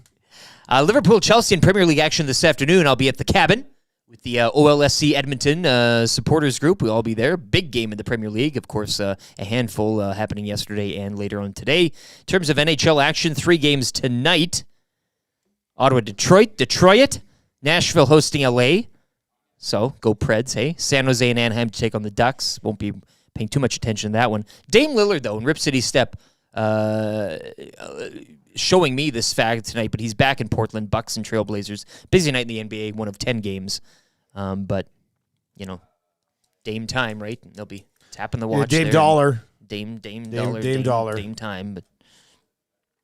So, I mean, look, this is the week where again, I'll be watching episode 3 of the True Detective tonight, hopefully. Yeah, I might get into that tonight, too. I have a card break. Yes. Almost full. Crackback card breaks on Facebook. Be a quick one tonight. Just $5-er. Hopefully hit some bangers. In and out, Last one we did was really good, actually. But, yeah, we'll have that tonight. So I'll do that. So you can come join me for that. That'll be around 8 o'clock over on the Facebook page of Crackback. But, yeah, maybe I will get into that. I watched the new episode of Quantum Leap last night. It's back, second half of season 2. Yeah? It was good. It was good. I liked it. I do like going through a show with you. Yeah, no, it would be we good, don't 'cause normally usually match don't up do like that. It usually doesn't line up well. No. By the way, Achy Breaky today. It's happening. We've been saying the last 2 days, but then things have come up between shows. New Achy Breaky episode coming today. Clint Black gets his due. We've got the Hangout coming up next. Matthew Wannick, Tommy Gazzola, Murray McCourt from the VIP Golf Show, and Josh Clausen, the #1 rapper in local circles. He is here. His weather forecast yesterday essentially melted my backyard rink, but I'm not going to hold it against him. YouTube Trev, good show today, buddy. Lieutenant Eric, good show today, buddy. Good show, everybody. Dusty, good show today, buddy. Yeah. Break. That's great. Tell your friends about Edmonton Sports Talk. We're going to be giving away a trip to Vegas, if you can believe it. That's going to be happening in the month of February into early March, only right here at Edmonton Sports Talk. Make sure autoplay is on. Smash that thumbs up before you leave as well. But if autoplay is on, it'll take you right on over to the hangout. I'll be back with the lock shop today. Hus and I are going to be we're going to be talking. Might get into a little bit of NHL futures. Probably saving that for tomorrow. Any sort of line movement in the Super Bowl we'll dive into, and Pebble Beach Pro-Am we're going to get into today as well. Tommy and I back on the oil stream live at noon today, only here and right here at EdmontonSportsTalk.com. Have a great day and take it easy.